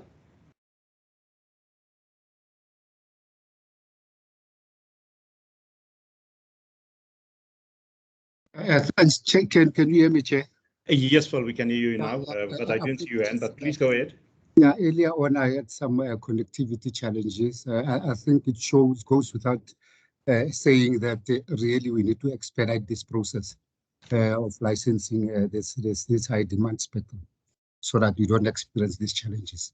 When I got cut off, Chair, I was trying to respond to MTN and CELC's previous questions or inputs. I don't know if they were responded to. One was pertaining to their willingness to submit to the authority the proposals relating to payment of auctional fees, in particular relating to 700 and 800 megahertz bands. So we welcome that. Then I think in terms of the valuation of spectrum with respect to those two bands, and in particular to the reserve price, I think Davis has covered that in terms of all the concessions or the discounts that the authority has implemented. And then in terms of Cell C, again, Chair, we welcome their inputs or commitment to also provide the authority with some inputs relating to the opt-in scheme. And then, Chair, in terms of the coordination, as Harish has indicated, we are of the view the radio frequency spectrum assignment plans, they do contain some coordination measures. However, the authority can still provide the list of all active broadcasting transmitters, just to ensure that the successful applicants, at least they know where the broadcasters are currently transmitting. And that list can change from time to time as and when some of the broadcasting transmitters are switched off. And then in terms of the broadband fixed wireless access, we have included there the possibility that all the broadband access spectrum can be taken into consideration when calculating the spectrum cap. And then there was a question there in relation to an example. So the example is 3.7 gigahertz, and this is posed to the stakeholders to provide inputs in that regard. Thank you, Chair. Thank you, Mr. Molefe. I will take the floor from Davis. Davis, please take the floor. Thank you, Chair. Chair, I want to respond to the question that was raised by MTN, and in a way also respond to the bold statement in relation to the competition assessment. Chair, there is a proposal that the opt-in round, maybe the authority has to do away with it. I think because we are in a consultation process, the inputs in that regard will be appreciated. But I think also as we make these propositions, I think we must also take into account the intention of why we had them and how we can, still hold that intent if we are getting rid of the opt-in round, for instance, because the issue of the opt-in round, as I had explained, and as it is explained in the authorities' documents, is that we wanted to ensure that those that come into this licensing process can have at least the minimum spectrum for them to be able to provide services. It is one thing to license an operator with a 5 meg in 2600 or 10 meg in 2600 and 10 meg in capacity coverage spectrum, and then they don't retrieve much value out of that particular spectrum. So that is the intention of the opt-in round, and it goes to the statement that was asked to say how the authority made. How did the authority come to the statement to say that the competition will be intense? There are several aspects that one can read into our competition assessment, and the first one is this one. Because if you allow a new player to come in and have a minimum spectrum so for them to be credible, that surely adds to the competition landscape that player will be joining in, and they can innovatively so with their business model can be able to add some features into the competition landscape. The second one can be related, for example, to the issue that we spoke about development of and the promotion of the SMMEs. The ITA and the competition assessment that we've made takes a view that if we have licensed a spectrum and the spectrum is not efficiently utilized at a particular area, that spectrum, if it is open, it can be taken up by a player who have the ICNS in a sharing fashion to be able to offer services in that particular area. So that basically can also, it has a direct impact into the competition market, because at the lower level, say for instance, in the rural areas where it is rather difficult for certain operators to access, innovatively so, and also in promoting innovation. If you allow smaller players to come in there to utilize the spectrum, surely that has an effect to the competition. So those are the elements within the competition assessment that we're taking into regard to be able to make that statement. So Chair, and the view of the number of operators that we have, five operators, or we've got 5 operators only. It's one that also the authority recognizes. First, it was recognized first to say that it is recognized in relation to the spectrum caps that have been set out, and then it's also recognized to say that also the negative, well, the opposing recognition of that also is that we have others that don't have spectrum, and we ought to attract those also to be part of this process. So, Chair, I'll pause here. I didn't respond to the question in relation to the roaming agreements and so forth. But I think when one makes public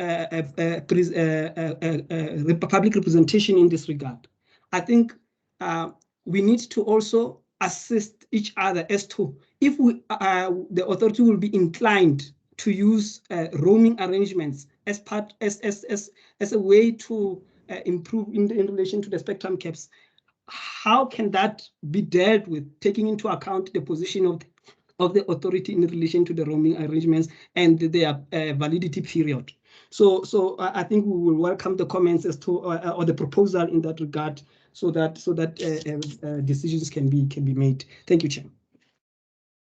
Thank you, Davis, for that points of clarity and also the comments and inputs.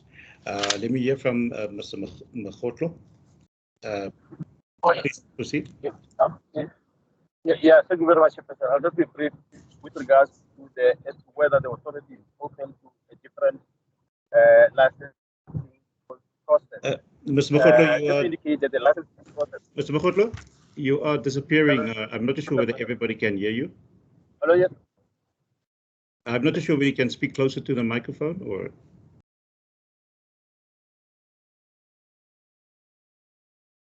But please proceed. I think, but you are very soft and faint.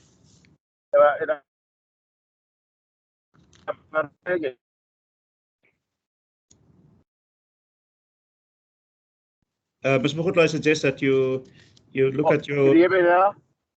I can hear you now, but you're breaking in and out.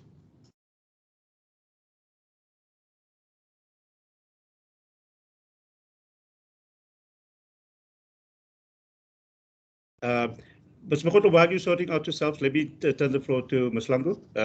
I assume that's Owen. Please go ahead.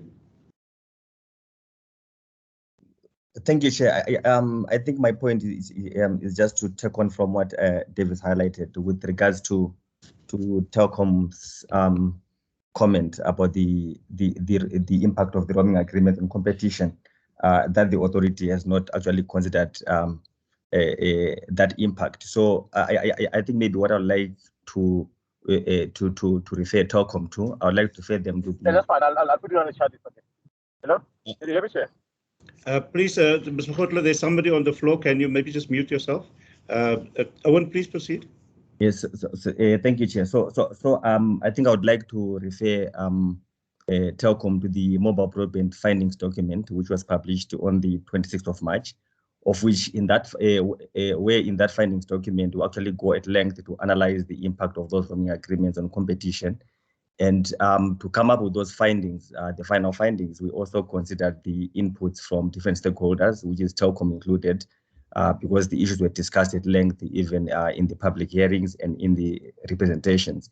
So what maybe I would like to seek clarity from Telkom is then the point that they are unhappy about the findings contained in that document, which shapes actually the authority's position as far as those roaming agreements are concerned and their impact on competition is, or maybe they believe that still that analysis does not suffice, unless then if the issue is they've picked up something which then is at variance to, or which is contained in this process, which is at variance with what is contained in that written document, which then we are happy for them to give us those representations in writing, so that at least we can consider them as we're updating the document. The same approach which we take also with the comments which will come from MTN. So I think maybe I just wanted to place it on record that the authority did actually did a commission assessment looking at the impact of those roaming agreements on competition, and those findings are found in the mobile broadband final findings document, which was published on the 26th of March. Thank you, Owen, for that clarification and comment. Let me turn the floor to Davis. Davis, the floor is yours. I'm back, Chair. I heard my name, but I had a technical glitch, so I was swapping devices. So if you would indulge me at some point with whatever was said about any clarity required from Telkom. Okay. Okay, we will come back to you, Dr. Mslangu. Let me just hear from Mr. Makgotlo. Are you back into the meeting before I turn the floor to Davis?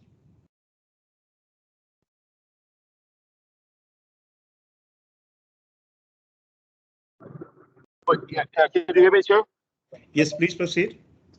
Chair? Mr. Makgotlo, you can proceed. Chair. Well, we still clarify the issue regarding yes, I was going to clarify the issue as to whether the authority is amenable to a different licensing process. Just to indicate that the licensing process, as it is in terms of the regulation 6 and 7, and it is not a standard application procedure. So the only option, there is no other alternative other than the one that we are undertaking at the moment. It was also contained in the radio frequency assignment plan, of which we are currently licensed.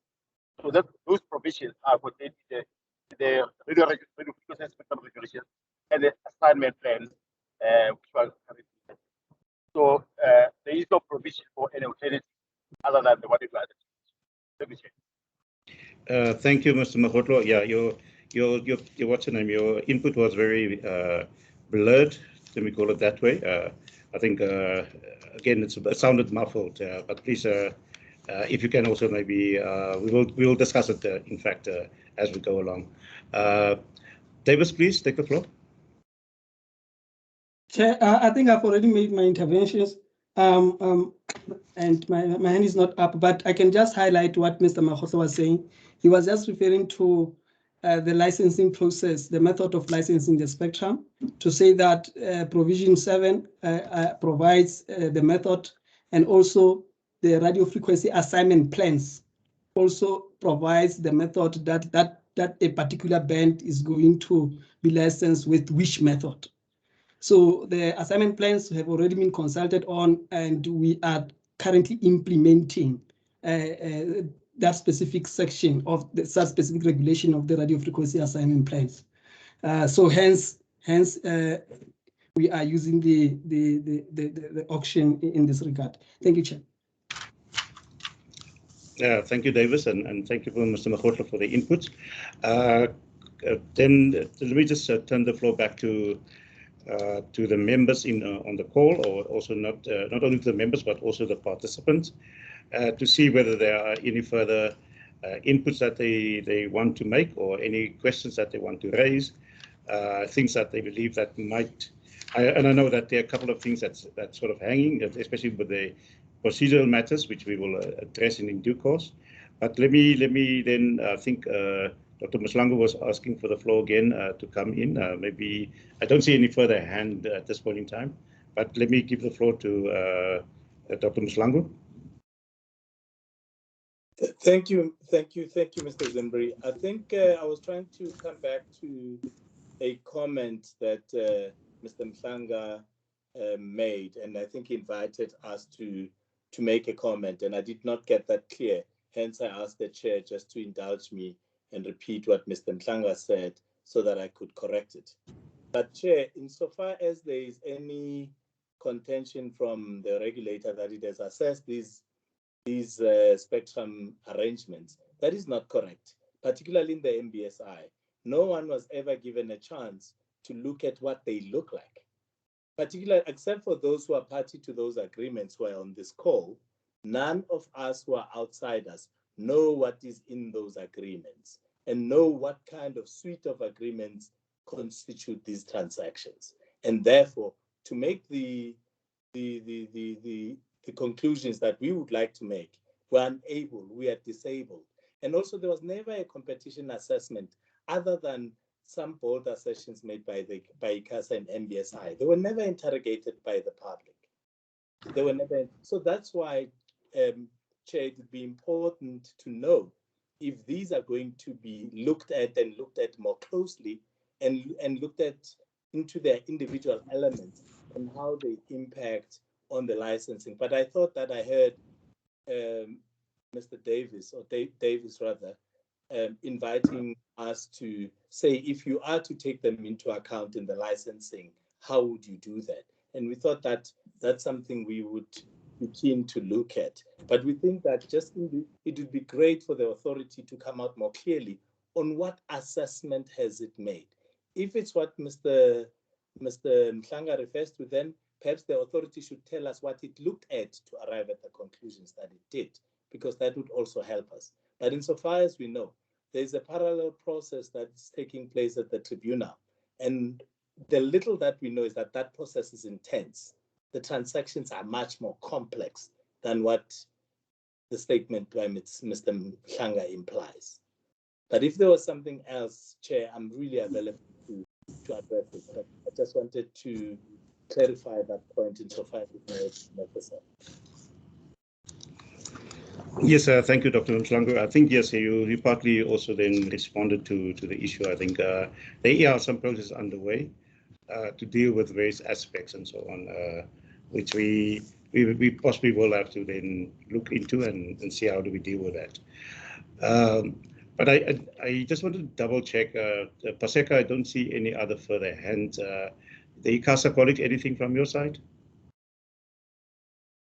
Yes, there are no further hands on my side, Chair, too. I just want to confirm something, Dr. Maslango, the colleague that we sort of ejected out of the meeting, is it a colleague of yours? Because he appears to side or basically agree with the Telkom position, or is he consulting for you? No, Chair. We have no relationship. If there was, maybe he's a customer of ours on a wholesaler somewhere, but he's a licensee on his own. Okay, great. Thank you. I just want to confirm that. Thank you very much for that. Davis, please proceed. Chair, I just want to make a statement to say that to urge the stakeholders to make comments on the competition assessment, as we are really wishing that we are really consulting on the competition assessment as provided, so that these various aspects and the proposals can also be considered in taking the process forward. That is just the statement I just wanted to make, that the competition assessment is open for consultation. The questions that we've clarified today and the proposals can also be, the competition assessment will assist in building up to the ITA that the authority will publish. Thank you, Chair. And just to add to that, I think we also, in our reasons document, we also included the consideration of the policy direction. I think there's a point that was raised by Telkom, if I'm not mistaken. How did the authority assess that, and looking at the policy direction, which was then, I assume, consulted on and then issued to ICASA by the minister. So yes, we did in our reasons document. There is a section, I think, that deals with the consideration of the authority on the policy direction, and I think Davis also mentioned earlier on the spectrum evaluation that we've done, that is also included in the same document. I see there are two hands. Paseka, if I'm not mistaken, can you just confirm? Yes, Chair, I see two hands from George Gendios and Dr. Siyabonga Mahlangu again. Okay, great. Thank you. Let me allow George to come in. It was George the first hand? Yes, thank you, Chair. Can you hear me, Chair? Apologies. Yes, we can. You can proceed. Also have some challenges. No, and Chair, I won't be long, and I just maybe this is a recorded session, and I absolutely agree with the manner in which you, with respect, ejected the gentleman who had a dishonourable outburst. And I wanted to just be very clear, there's absolutely no association, and perhaps what maybe caused the confusion was that he was sort of almost satirically alluding that it's almost a cold day in hell that Telkom and he are actually in agreement. So that was his only allusion or his mention of our name. But yes, no association, and on the contrary, Chair, for the record, a strong dissociation with the gentleman's attitude to this committee. Thank you, Chair. Thank you very much for that, Telkom. I see Dr. Mahlangu, you were asking for the floor again. Thank you, Chair. Two things. The first one, Chair, there are a number of versions of this competition assessment. And there's one that's the ICASA report, and there's the one that was published in the last process. And the one that was published in the last process, there's only minor changes of prepositions and punctuations. So we want to know which one should we be relying on in our response, if that is part of the consultation right now. Which document is it? So if maybe the authority could clarify which one we should work on. Secondly, Chair, it is important as a matter of urgency that the authority clarifies the relationship between this process and the last. Because I can see it right now, we are all sort of on as if we're moving seamlessly between the last process and this process. And legally, this process seems to be different. And therefore, the understanding of the authority on what process we are dealing with is very, very important. And if it could be clarified very, very quickly so that in our submissions, we can be able to provide input within a particular context. Thank you. Thank you, Dr. Mahlangu. Davis, you want to clarify? If you talk about versions, there was a reasons document that was gazetted by the authority. I just want to understand. And then if there was an amendment to it, I think that those amendments would be taken into account. Chair, there is an ICASA report, which is... Yeah, but that's a report from ICASA to the authority. Sorry to interject. And there is a relationship between the two documents. The only difference are just grammatical. Yeah, but Dr. Mahlangu, you know, if you have external consultants working for you, you look at the document. We would like to know. Yeah, we will provide clarity on that. We will. Yes, that's fine.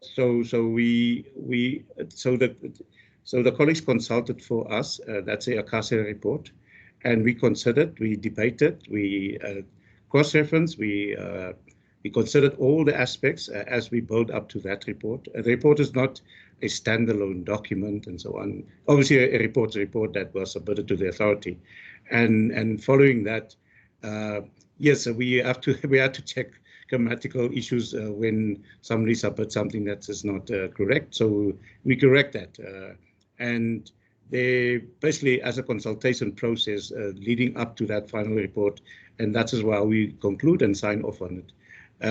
Yes, the documents that's actually in the public domain at this point in time are those gazetted documents, the reasons documents, which include all the aspects that the authority approved and published. So I will take maybe Davis to further. Dr. Mahlangu, before you interject again, can I ask Davis to further clarify? Davis, please proceed. Yes, Chair. Thank you very much. Yes, correct. The document that is up to, the reasons document. Within the reasons document, we have the questions that we responded to the stakeholders. We have the policy consideration that we have done.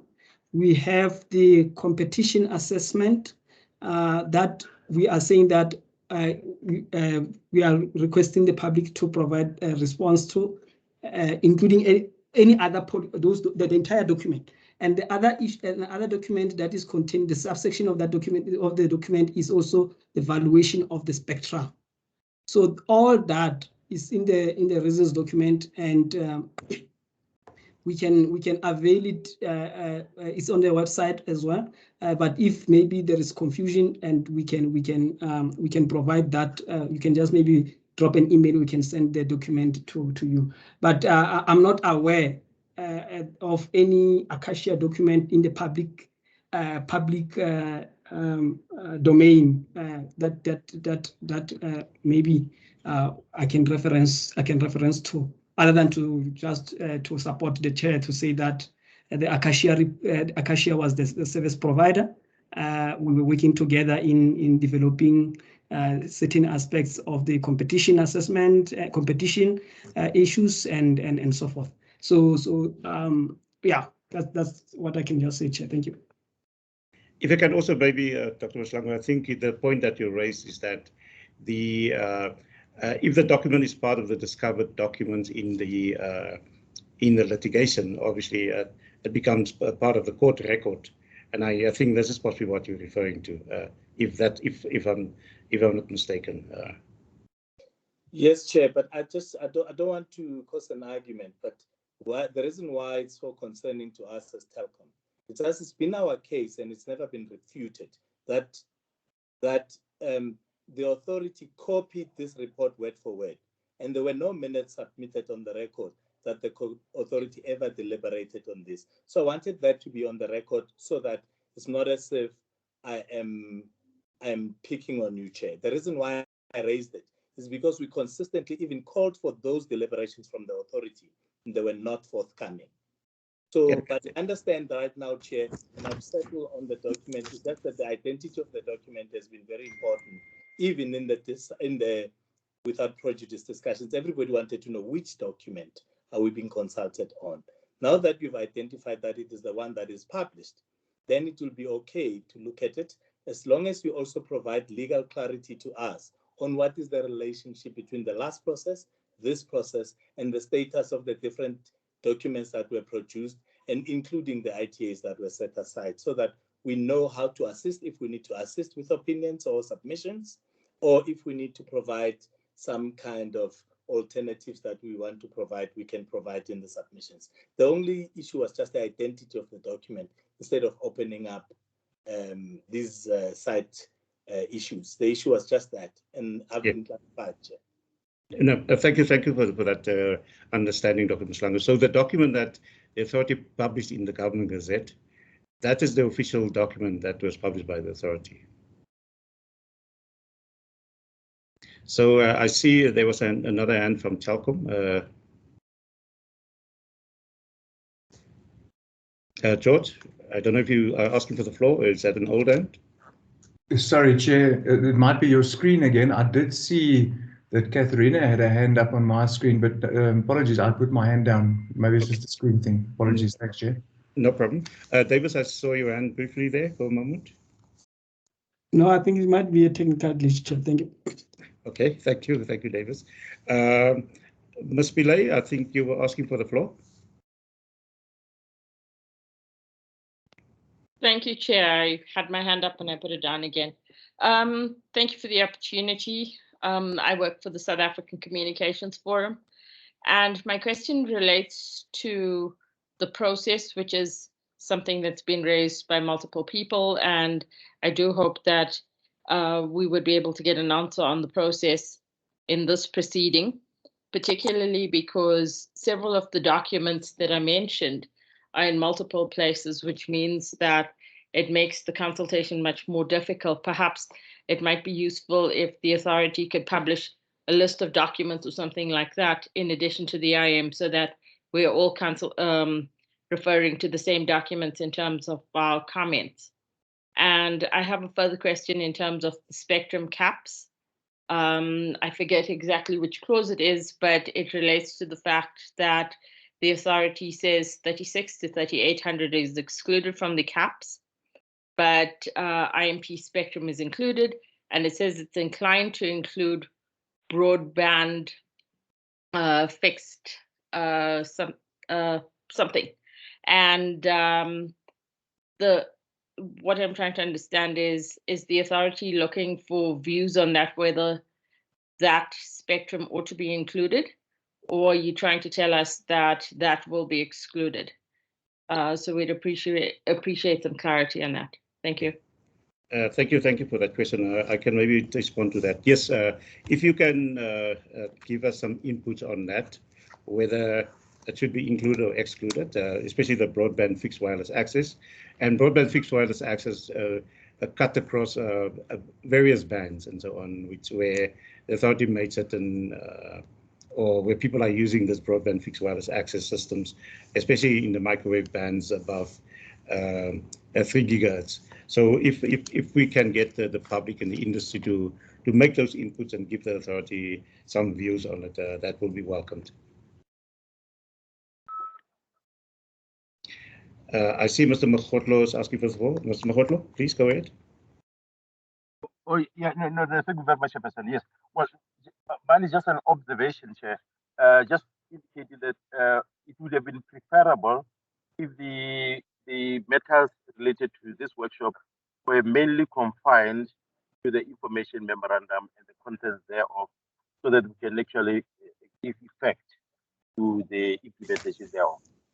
And other issues outside of the information memorandum, which could be discussed at in a different platform other than in this platform. It was just an observation that maybe it would have been preferable to take that approach. The issue around the litigations and all that, maybe that could be discussed in court or in other platforms. Thank you, Chair. Okay, thank you, Mr. Mokgotlo. The document that's on display at the moment, who's displaying the document? It's me, Chair. I just wanted to show the government gazette of the reasons document. Of the reasons of the document we've been referring to, Chair. Thank you. Okay, great. Thank you for that. Colleagues, yes, it looks like there are no further hands, and I know that colleagues wanted to get some clarity on the process and also the status of certain documents and so on. So it is very clear that we are consulting on that particular gazette that was published by the authority and decisions that were taken by the authority. In terms of Bethel, maybe let me give you the floor at this point in time and see if there are any further inputs from your side. Bethel?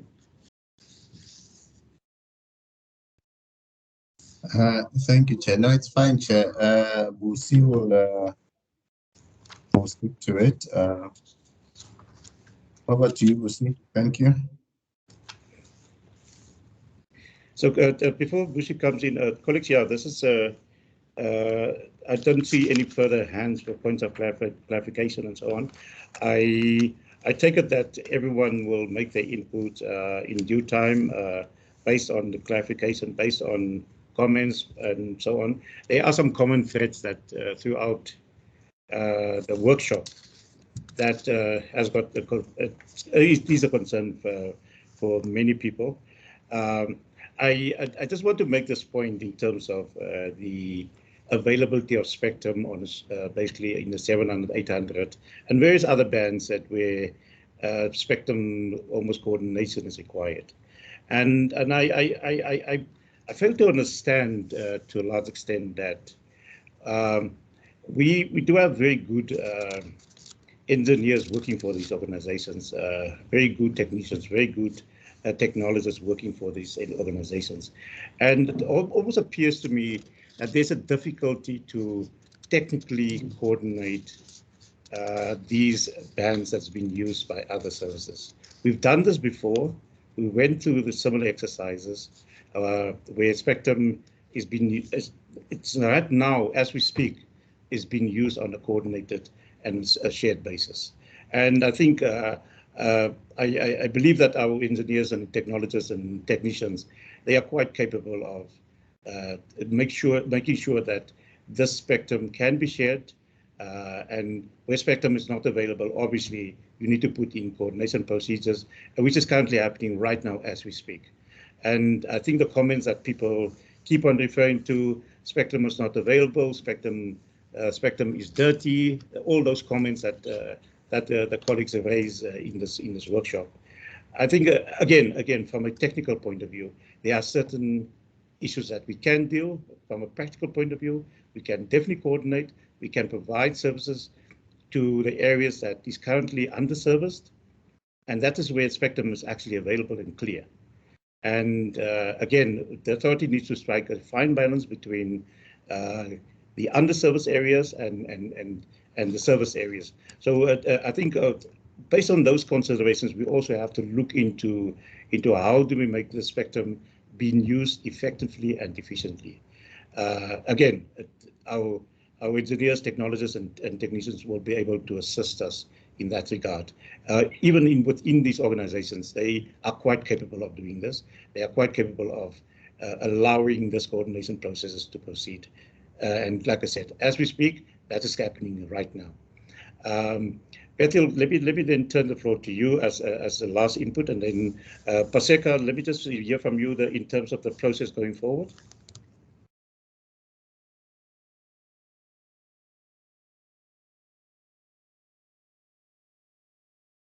Okay. No, I was just trying to unmute myself here, but I was struggling a bit. No, Chair, I think this, according to this last part, it was just questions and answers and comments.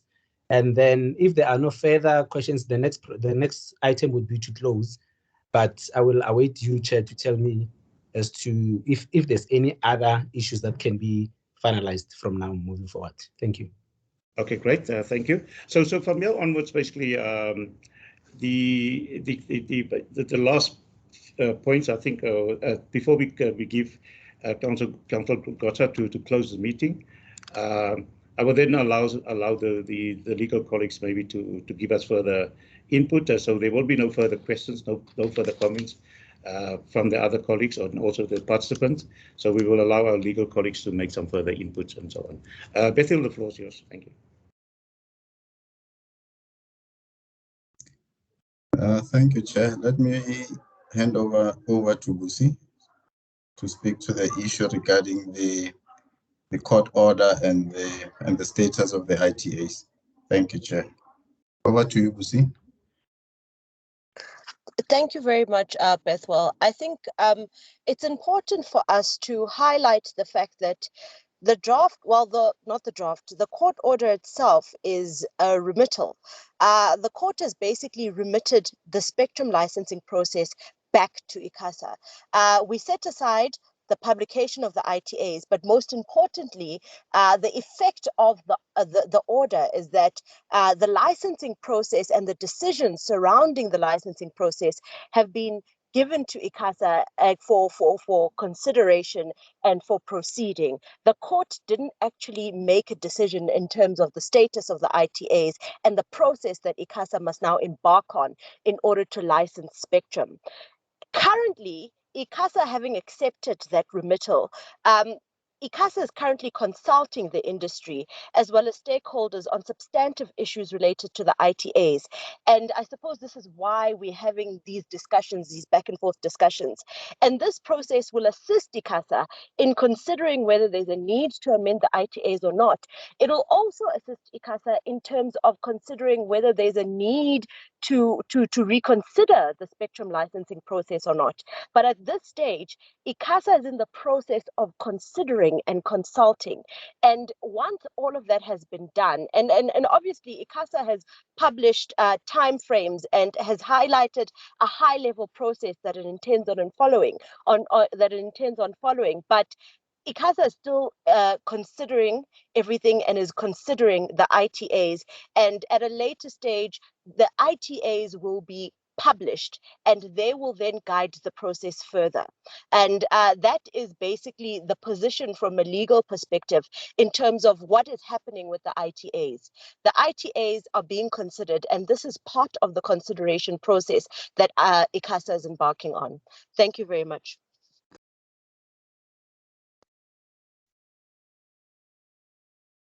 Chair, yeah, no, I'm back. My apologies. Thank you very much, Bushi, for that explanation and clarification. And yes, colleagues, I think just by concluding from my side, before I turn the floor back to the program director,